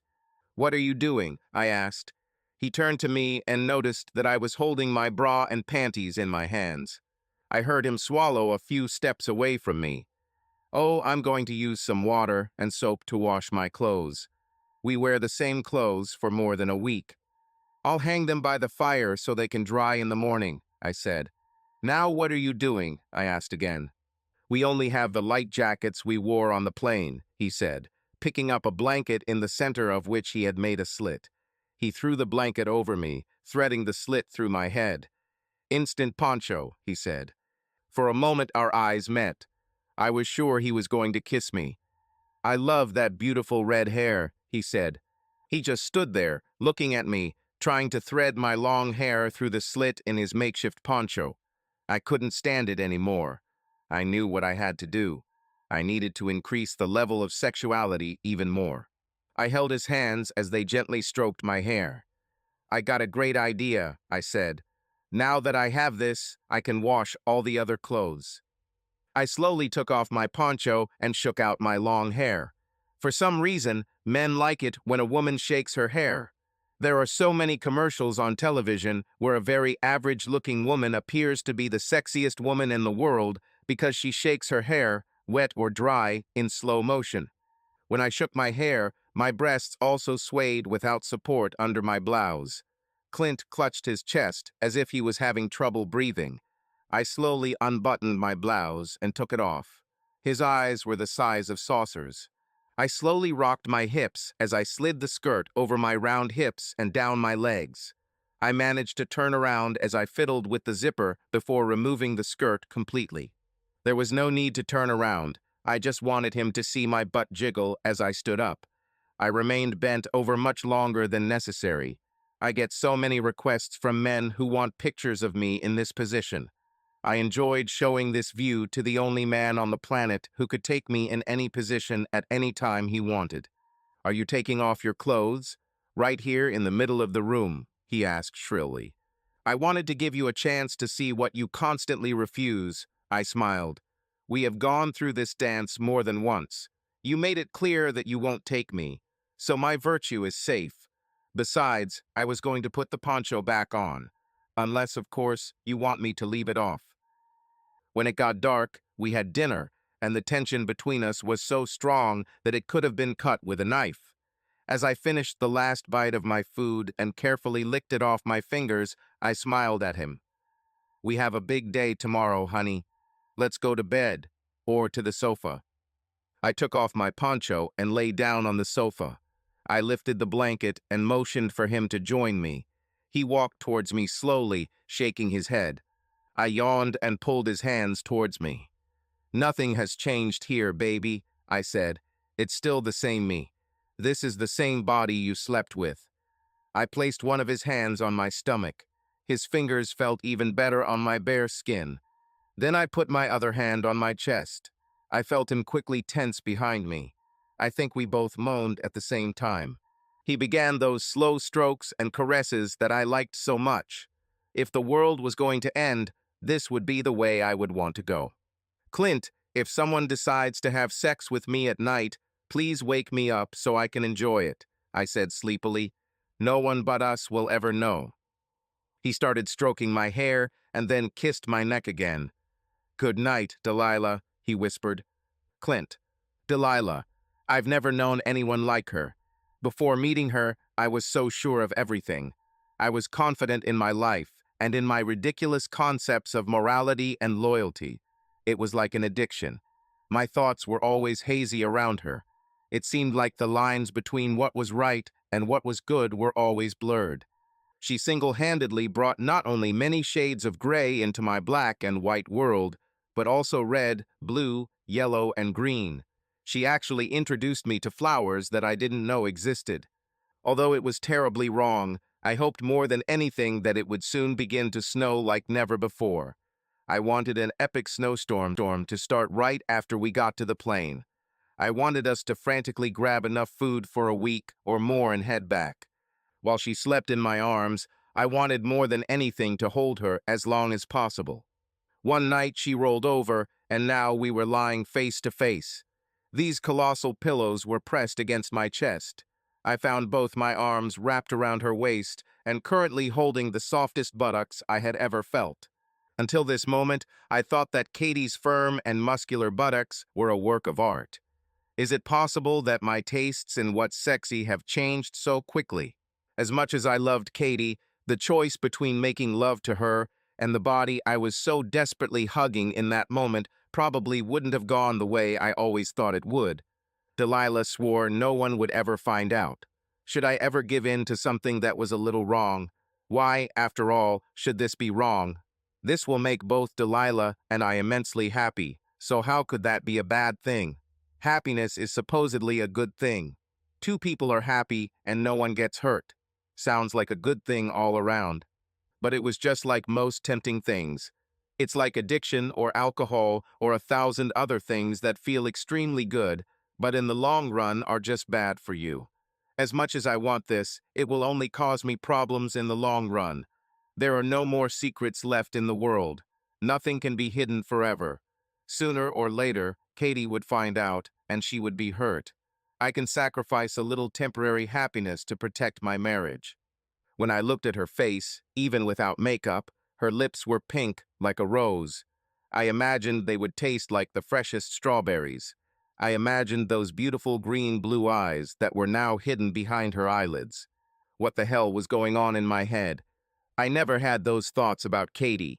Hell, I hated Katie's breasts, even after plastic surgery. They looked great and felt like plastic bags. It was like something she did to impress other women. It was getting light in the hut, and we had to go, although I really didn't want to. Delilah was still unconscious. Should I dare? Perhaps just take a sample for memory. Damn, what's the difference? We'll probably be back here in a few hours. But it's better that she doesn't know. She will try to seduce me even more. I just wanted one small sip. I lowered my head and then veered off course. I pressed my lips not to those big breasts, but to her soft strawberry lips. It seemed like we kissed for hours, but it couldn't last that long. I knew it, she said. It was just an innocent goodbye kiss, I snapped. Keep fooling yourself, she chuckled. I haven't slept for a long time. You just told me everything I needed to know. Like what? I asked. Sorry, I didn't mean to take advantage of you. It was just a kiss. Take advantage of me? She laughed. I told you that you could take me. I wanted you to do this.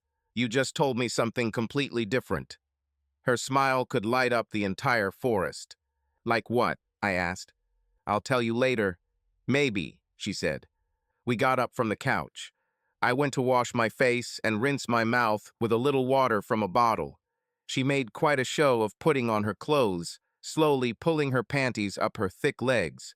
In my dreams, she was begging me to take her harder and faster. Then she pulled up her skirt and put on her blouse. She left it unbuttoned. She probably did it to keep teasing me. An hour later, we were both wrapped in my makeshift ponchos. We each also had another blanket draped over our heads and shoulders. We held hands as we walked through the gate in the direction we had come from so many days ago. I swear it felt like it was just hours ago when we arrived here in the middle of a snowstorm. But that morning the sun was shining, and I heard sounds in the forest around us. The ground was wet from melting snow. Delilah seemed to glow as we walked. It took me almost 2 hours to cover this distance, dragging Delilah and our belongings on a makeshift sled. Of course, I was exhausted and dragging more than my weight in the darkness and blinding snow, hardly knowing where I was going. It took us less than an hour to get back to the back of the plane. She seemed untouched by neither animals nor people. Oh shit, Delilah smiled. Her smile was so bright it was as if she had swallowed the sun. It seems they are not going to save you. Her voice dripped with sarcasm. What do you mean, you aren't going to be saved? I asked.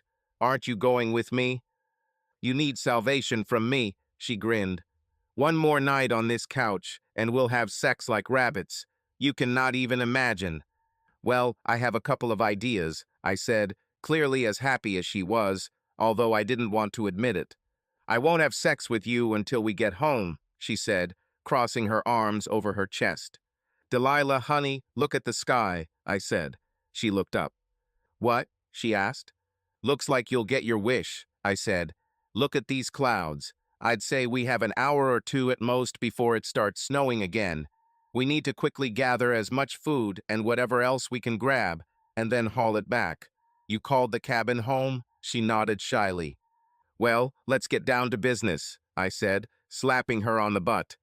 We need to get food and water and go home. We need to get more of these little liquor bottles, she said. I may have to get you drunk. Perhaps it was because the last time I was in this section of the plane it was dark. But now it seemed that something had changed. It seemed like some things had been moved. I chalked it up to the animals. It was still very cold, and the food was in a metal refrigerator, which remained cold. We laid a blanket on the ground and piled all kinds of food and supplies on it.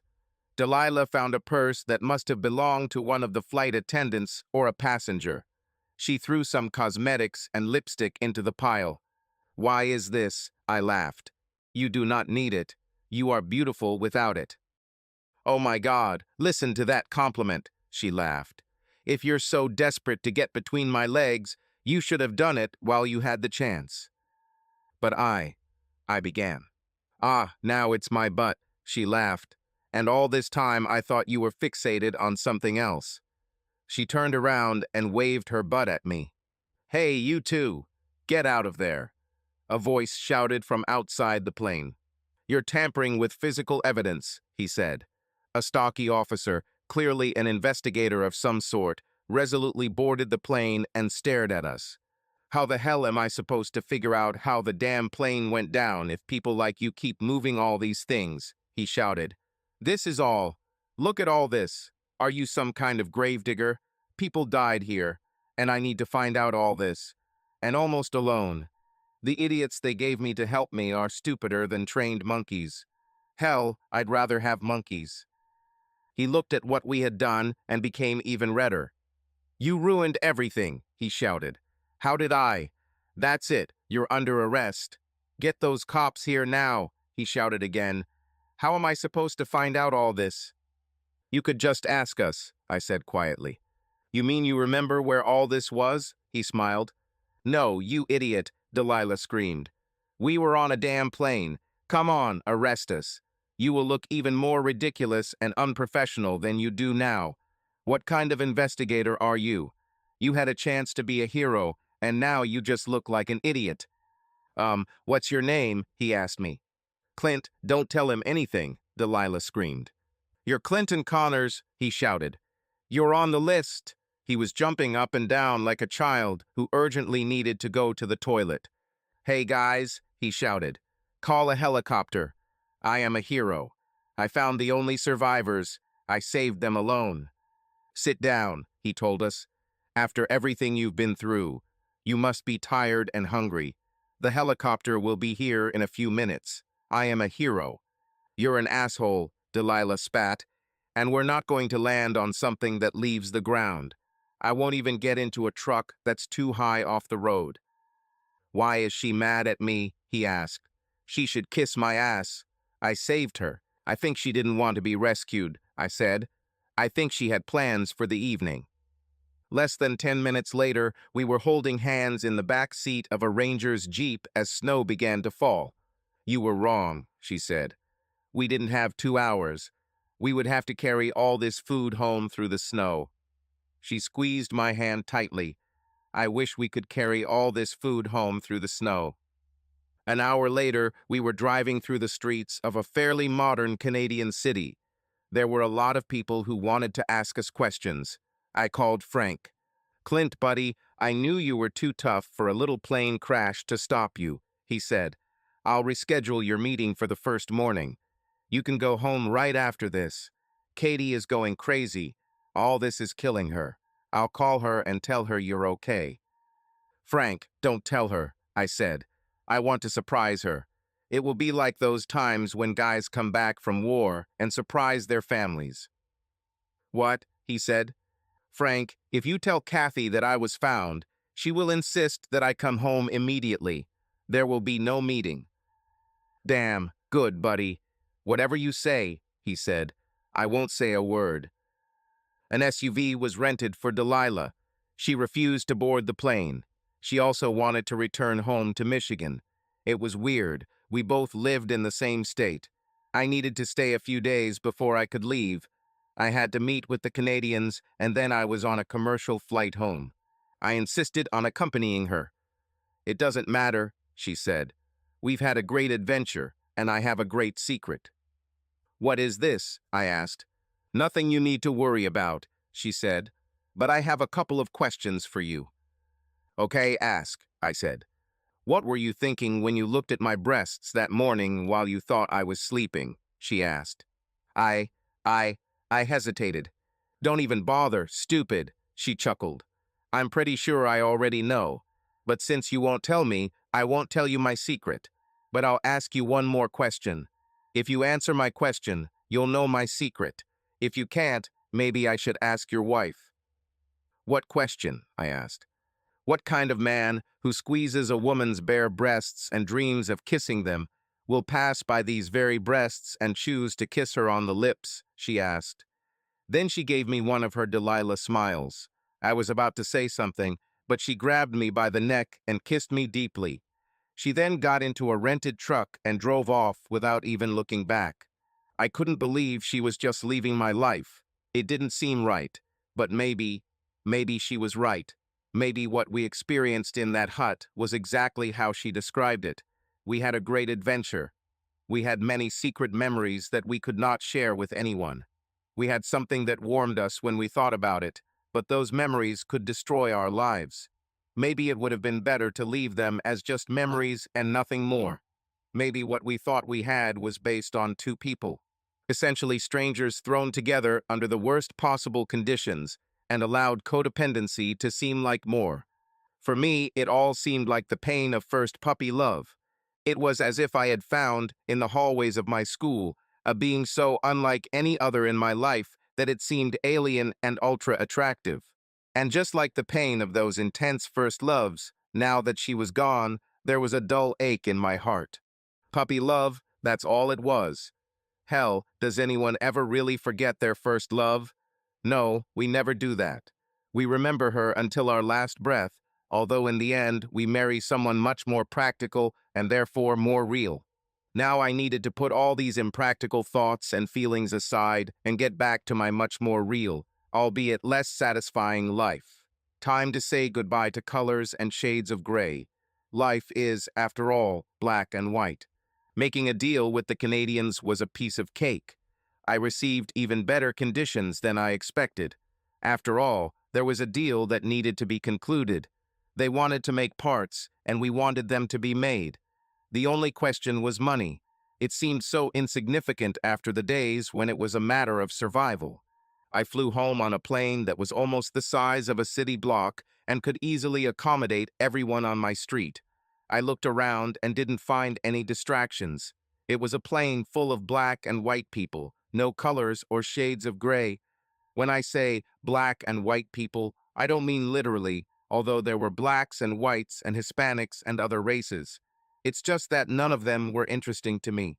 The most interesting part of my trip was at the very end. I walked out into the parking lot and a smile appeared on my face when I saw my Mustang, although my smile quickly faded when I paid for her long-term parking. I sat down and it started right up. Luckily, there was no snow because I was sure that my pony would not have survived the ride home on the snowy road. My car has never seen snow. Hell, except when washing, my car has never been wet. I charged my iPhone in the car on the way home. I was glad that the phone started working as soon as it got a charge. All the messages that I missed while I was offline were downloaded from the cloud. There were calls from parents and relatives. And of course, many tearful calls from Katie asking where I was. I was sure that everyone would be happy to see me again, and we would have a lot of time to talk about my experiences, at least the things I could tell them. I didn't think a story about Delilah would be a good idea. I was sure that my voice would give away my feelings for her, and that would be unwise. I decided to record a video of the tearful and joyful moment when Katie saw me for the first time so that we could play it in front of our parents. I knew she would be so shocked to see her husband, whom she thought was dead. I quietly turned the key in the lock and opened the door. I didn't see her in the house, at least not on the first floor. But there was a strange noise coming from the second floor. iPhone in hand, I sneaked up the stairs, ready to surprise my loving wife, but I was the one surprised. The door to our bedroom was open and Katie was lying on our bed. She was lying on her back while some young guy in a bunch of fake gold chains moved on her. My iPhone, ready to record the joyful moment of our reunion, captured in high definition. Joyful event. They were so busy doing what they were doing that they didn't notice me standing in the doorway just 8 feet away. I doubt they would even notice a herd of elephants. I watched as the guy flipped her over and Katie simply complied. I wondered if she was just as bored when we had sex. Has she ever been such a skilled actress with me? I've known her and been married to her probably since Mr. Fake Jewelry was wearing diapers, so I was better able to read her. Katie was just trying to end it. Another thought occurred to me as I watched. Why wasn't I upset? I looked at the scene on the bed as if I were watching it on TV. I really should have been more upset, shouldn't I? Suddenly, as expected, Katie reacted. She turned sharply and slapped the guy in the face. Kyle, she screamed at the top of her lungs, giving me a name that I could include in the divorce papers. Yes, Kyle, I interjected. further humiliating the man who already looked like a beaten dog from her verbal attack. After 6 months of fucking this bitch, you really should have found out what she likes. But don't be upset, buddy. You'll be together for a long time. You'll have plenty of time to make it right. Now, both of you, pack your things and get out of my house. Katie, it was my greatest hope and greatest nightmare in one bottle. Over the past few days, I've been trying to think things through. I finally came around enough to actually do the math. The fact was that there was a big difference between static money and real money. Real money is income. Real money continues to grow and come. Static money is a certain amount, and every time you buy something, it decreases. On paper, $500,000 seemed like a lot of money. I could get some interest if I invested it wisely. If I invested it now, when I'm 35, it would grow with the market until I was ready to retire. They would, depending on luck, turn into a decent amount. But what can I live on until then? I had bills to pay. The car payment, insurance, mortgage, and all the other bills would still need to be paid. There was also the fact that it was very unlikely at this point that the insurance company would admit what happened to Clint as an accident. The scenarios they considered with their teams of investigators were mechanical failure and human error. None of them were random. Most likely, I will only receive $250,000. Living on that amount meant that even if I were very frugal and only spent $25,000 a year, I would be broke by the time I was 45. Even if I could use Clint's pension, I wouldn't be eligible for it until I was 60. This left a big gap during which I would probably have to find a job. And it was all fucking fantastic. There is no way I could live on $25,000 a year. It was simply impossible. It's all Clint's fault. He has spoiled me over the years.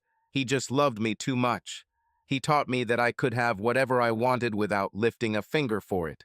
The idiot who was now working on me, Kyle, was useless. He will never achieve anything meaningful. The only reason he was still here was because I didn't want to be alone.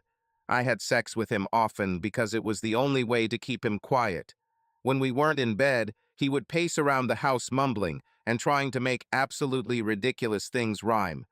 There were several times when I wanted to just hit him over the head with a brick, and then keep doing it until it becomes a stain on my floor. If I had to feel guilty, it would have been when Clint was alive. If I didn't feel guilty then, why should I feel it now that he's dead? Damn, Clint, God rest his soul, loved me like no one else.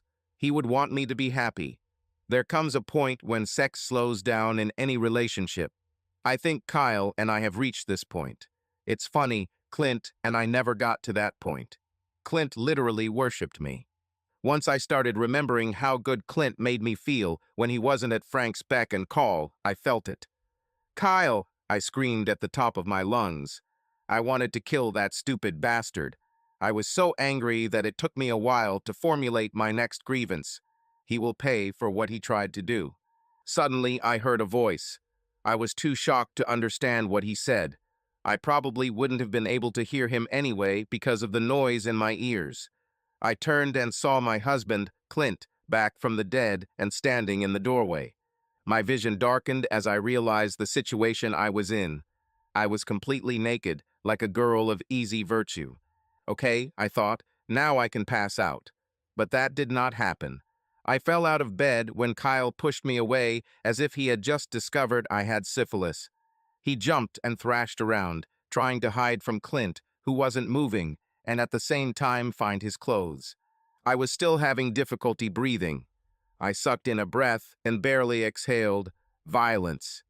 I don't think Clint heard me. He just stood in the doorway, smiling. He had a phone in his hands. Who was he going to call? Bitch Buster. I just couldn't understand it. Maybe I'm crazy. It was pointless. Kyle tried to open the window and jump out. He cut his hand on the sharp edge of a metal window latch. He screamed in pain and screamed again when Clint walked up to him with that damn phone in his hand. Kyle, buddy, is it okay if I call you Kyle? He asked. Kyle nodded stupidly. I doubted that he was capable of anything else. None of us could understand why Clint was so happy and calmly talking to him after he caught him having sex with his wife in their marital bed. but he did it. He sat Kyle on a chair and threw his pants and shirt into the hallway. "Here are your clothes if you want to get dressed," he told Kyle. I swear his smile got even wider. Then he turned to me. He forced me, Clint," I spat furiously. Clint just sat on the edge of the bed and laughed. "Come on, Katie," he laughed. "You must think I'm as dumb as Kyle to believe that." "Kyle, did you force sex on my wife?" he asked calmly. "Of course not," Kyle spat. "I love her. I'll be a famous rapper someday. Once I become famous, I'll give her everything she wants." "Well, good luck with that," Clint said. "I thought I did it, and look where it got me." He even laughed when our eyes met. Suddenly, I understood why Clint was so damn happy. You never really know people.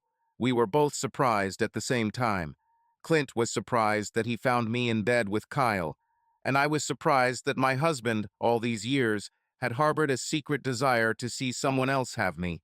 I started to think that everything could work.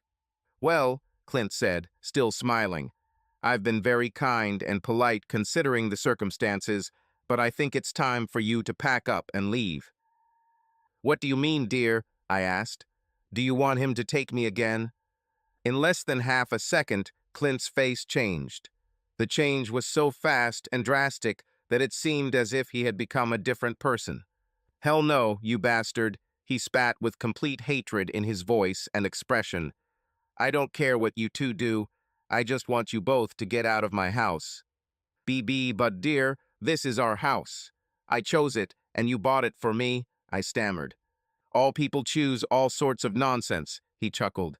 "Kids walk past car dealerships and pick out cars. It doesn't mean they own them if they can't pay for them. Your name isn't on the mortgage anywhere. The only way you could claim ownership of the house is if I died." I was shocked by the hatred in his voice. As tears streamed down my face, he seemed to calm down. "Listen, Katie," he said calmly, "maybe you should stay with your parents for a while. Once you hire a lawyer, we can discuss who gets the house while we work out an agreement." "What agreement?" I asked. "The one our lawyers will work out," he said. "I'll start by offering to leave you the bed. I don't think I could ever sleep on it again." "Which lawyers?" I asked. "Why do we need lawyers?" "Oh, hell, Frank told you everything, didn't he? You're so smart, honey. If we're going to get rich, we need to start investing." "What are you babbling about, Katie?" he said. "We're getting a divorce. We need lawyers to file the divorce. I don't want to stand in the way of true love. I hope you and Kyle will be very happy together." Even as I was sinking deeper into shock, I saw him give Kyle a high five. "We're not getting a divorce," I shouted. "No way. The only true love here is you and me. To hell with Kyle." "You already did it," he said. "I have it on video. It will be used as evidence in the divorce." Kyle danced in the background and shook his arm like women in rap videos. "Evidence," he hummed. "E to we to de flesh." The only thing that was solid here was Kyle. There was no way I was going to end up with this asshole. Clint began filming Kyle's pathetic rap. "Kyle, take this phone," I said. Kyle stopped singing and looked at me. "Are you serious?" he asked. He looked a little scared of Clint as I nodded. He turned to Clint, and in the most threatening tone I've ever heard him say, "My woman told me to take your phone, so give it to me." Before Kyle could finish his sentence, Clint punched him in the mouth so hard that Kyle was sent flying. Clint grabbed Kyle by the pants and dragged him out into the hallway and then threw him down the stairs. Then he turned to me. "Get dressed, Katie, and get out, or I'll call the police and show them the footage of you telling Kyle to steal my phone," he said. "But honey, we can fix this," I sobbed. "Get a lawyer and we can start the process," he said. I nodded. "Kyle," I screamed, "get up here and start putting my stuff in my car." "Katie, you're leaving here wearing the clothes you're wearing," he said. "I'm still paying for this Lexus. It's staying here until we decide who gets what."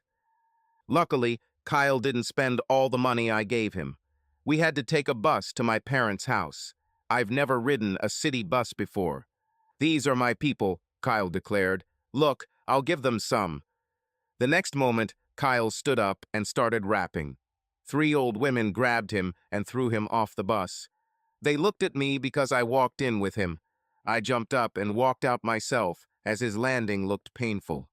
We finally made it to my parents' house after 2 hours. It was usually a 20-minute ride. I tried to explain to my parents what was going on, but it looked like Clint had already called them.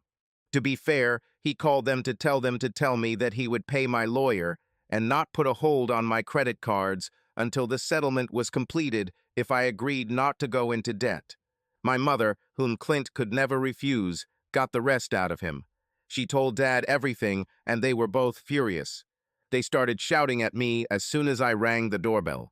"It's not that bad," Kyle chimed in. I have serious doubts about Kyle's ability to play the role of a white rapper. It was one thing to watch my hunky husband beat up Kyle, but seeing my 68-year-old father kicking Kyle surprised me. The last thing I saw was Kyle limping down the street as fast as he could with my dad chasing after him. If my mom hadn't forced my dad to move back into the house, who knows what might have happened to Kyle. The divorce was quick and brutal. I got my clothes, my car, and some money. I had to stop there because Clint refused to give in. I tried to go to counseling and call off the divorce. He decided to post a video from his phone on YouTube. A scandal would disgrace my entire family and destroy my personal reputation in the only city where I have ever lived. I asked for a house. My lawyer and my father sat me down and explained the real situation. The reality was that no judge would ever award me more than 50% of our assets. Since I was the guilty party and did this while my husband was presumed dead, I would be an extremely unsympathetic person if the case went to trial. The second fact was that I simply couldn't afford a house even if Clint had given it to me. We lived in a house worth $400,000. We paid about a quarter of its cost. We had about $100,000 in equity in the house.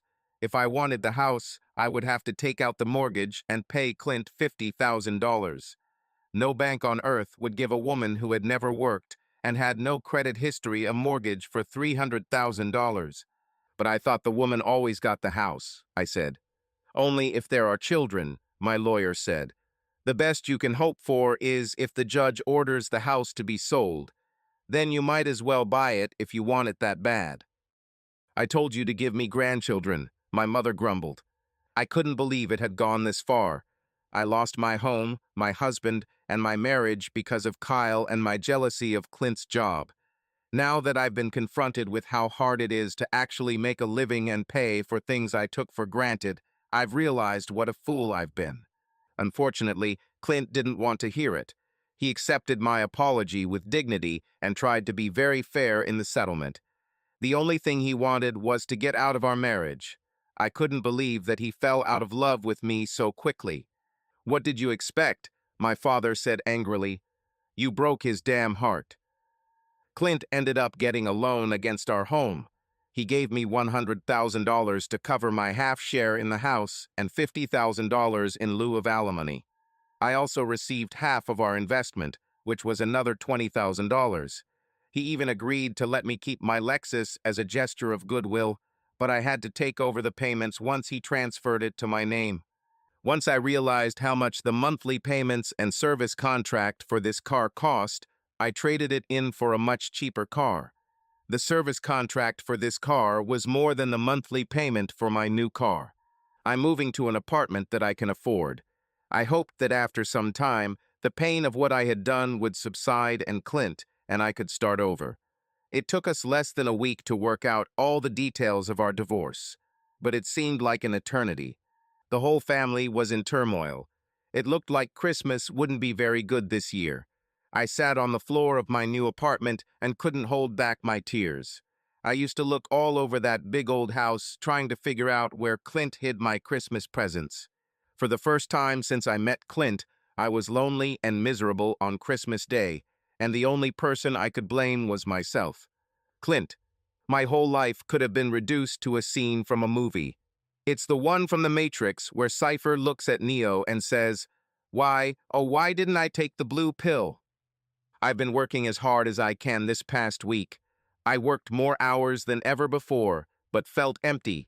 It was not my divorce, although everyone thought so. The only thing that haunted me was regret. Like Cypher, I felt like I made some really shitty choices in a critical situation and ended up ruining my life. I had the chance, night after night, to have a piece of heaven, and I turned it down again and again. What was especially bad was that I thought I was doing a good job. Is this what they meant when they said, "The road to hell is paved with good intentions"? After a few days, even Frank became worried about me. He called me into his office and told me that he thought I was too tense. He thought I needed to take some time off after the plane crash and quickie divorce. I needed to relax and find my happy place. From the moment he said that, I knew what I had to do. I called my real estate agent and asked him to buy something for me. He looked it over for me and said it was ready. The seller was so excited to sell the place that he danced. I could immediately take over the place or start tearing it down to build something new on it. I told him that I was going to go there for a visit and check out the place. I headed to Home Depot and a couple of camping spots. I delivered Christmas gifts to my parents and in-laws.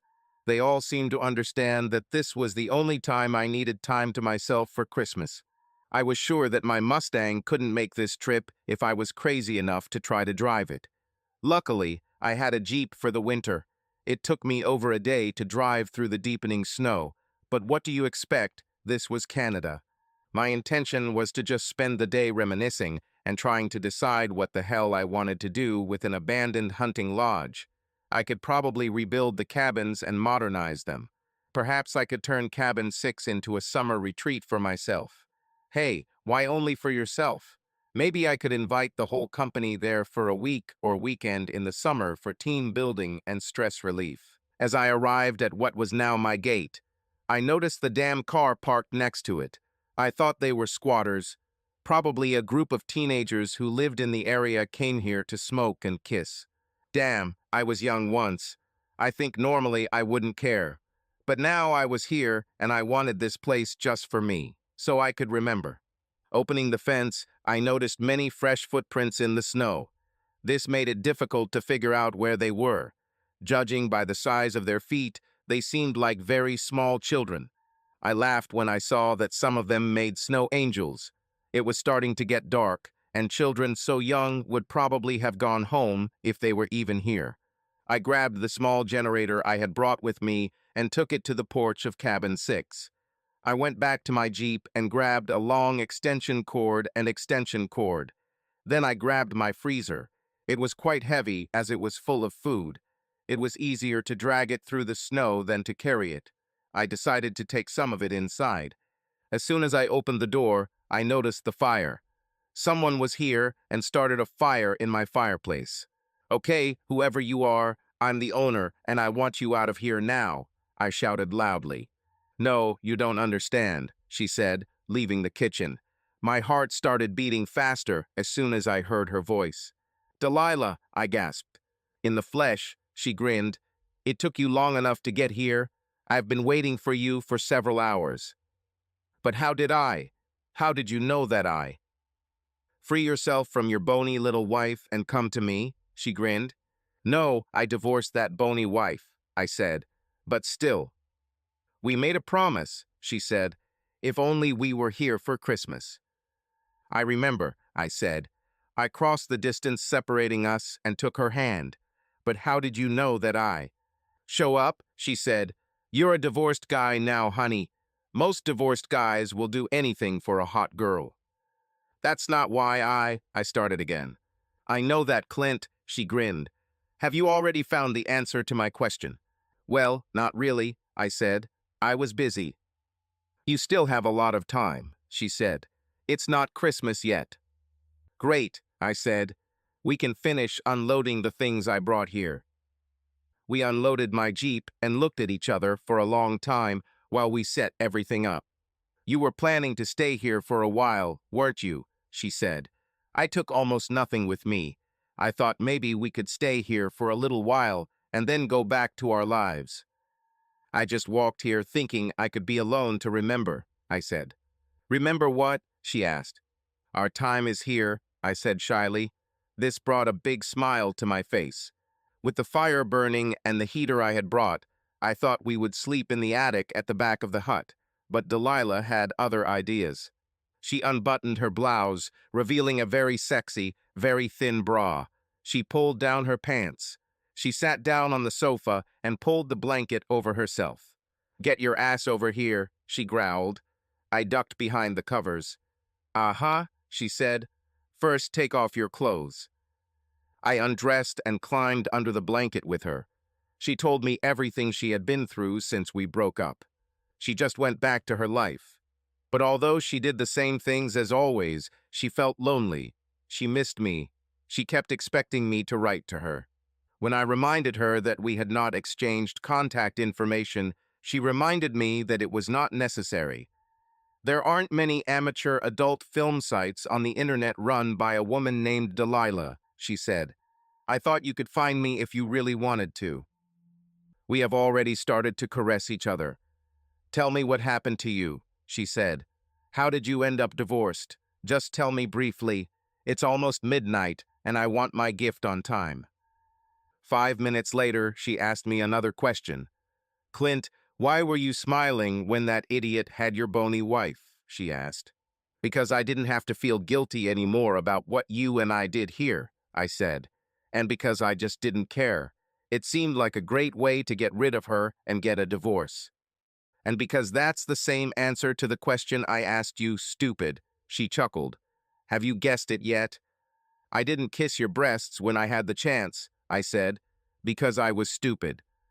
No, darling, she smiled. You kissed me instead of just groping my breasts because when you looked at me, you saw our future together. That's the same reason why I'll gladly give you what I haven't given to any man since. To David, you see me. You see Delilah. You don't just see a pair of big breasts or a nice ass. You love me, stupid. Yes, I do, I told her, and we looked into each other's eyes when snow began to fall outside the window. The first kiss was timid. We made love in all possible positions. We left a few things for the future, but continued until I couldn't anymore. Then, lying together, we fell asleep. Merry Christmas, baby, she muttered. It was the best gift. It wasn't your gift, Dealey, I muttered. The next morning, a very tired Delilah woke me up. Hey, are you going to make me breakfast like back then? She asked. You were the first to wake up, I said. It's your turn. So now that you got me into bed, you don't have to treat me well anymore, huh? She asked. You got what you wanted, so things are different now. You're probably bored with me already, right? Delilah, just go to the freezer, open it, and get some food, I said. She reached for the robe she had left near the sofa. I could see from the expression on her face that she didn't like the way I spoke to her. She opened the freezer and saw a box. She snatched it from there and smiled. This is for me, she asked. I simply nodded. She tore open the packaging like a child enjoying a gift. Inside she found another, smaller one. Inside that one is an even smaller box. There is a ring inside it. Her scream shook the cabin. Are you offering me? She whispered. I nodded. The next moment we were together again. Delilah, I will never be bored with you, and I swear I will make you breakfast every day if you want, I told her. We got married the day after my divorce became official, and almost exactly 9 months after Christmas, our daughter Winter was born. Frank was disappointed, but came to terms when our son Frankie was born a year later. It's strange, but my parents and Katie's parents became godparents to our children. Katie's mom calls herself a stepmom. The children just call her grandma. We all get together for the holidays every year. Katie never came, although we invite her every year. She still, for some reason, seems offended. A few months ago, I met Kyle. He works as a loader at a local supermarket. He also returns carts from the parking lot to the store. As soon as he recognized me, he came over to talk. As far as I know, he still hasn't become famous. End. Subscribe to our channel so that your love doesn't cheat on you, and go ahead and listen to the next story, because this story is nothing compared to the next one. If you're under 18, don't even think click to the next one.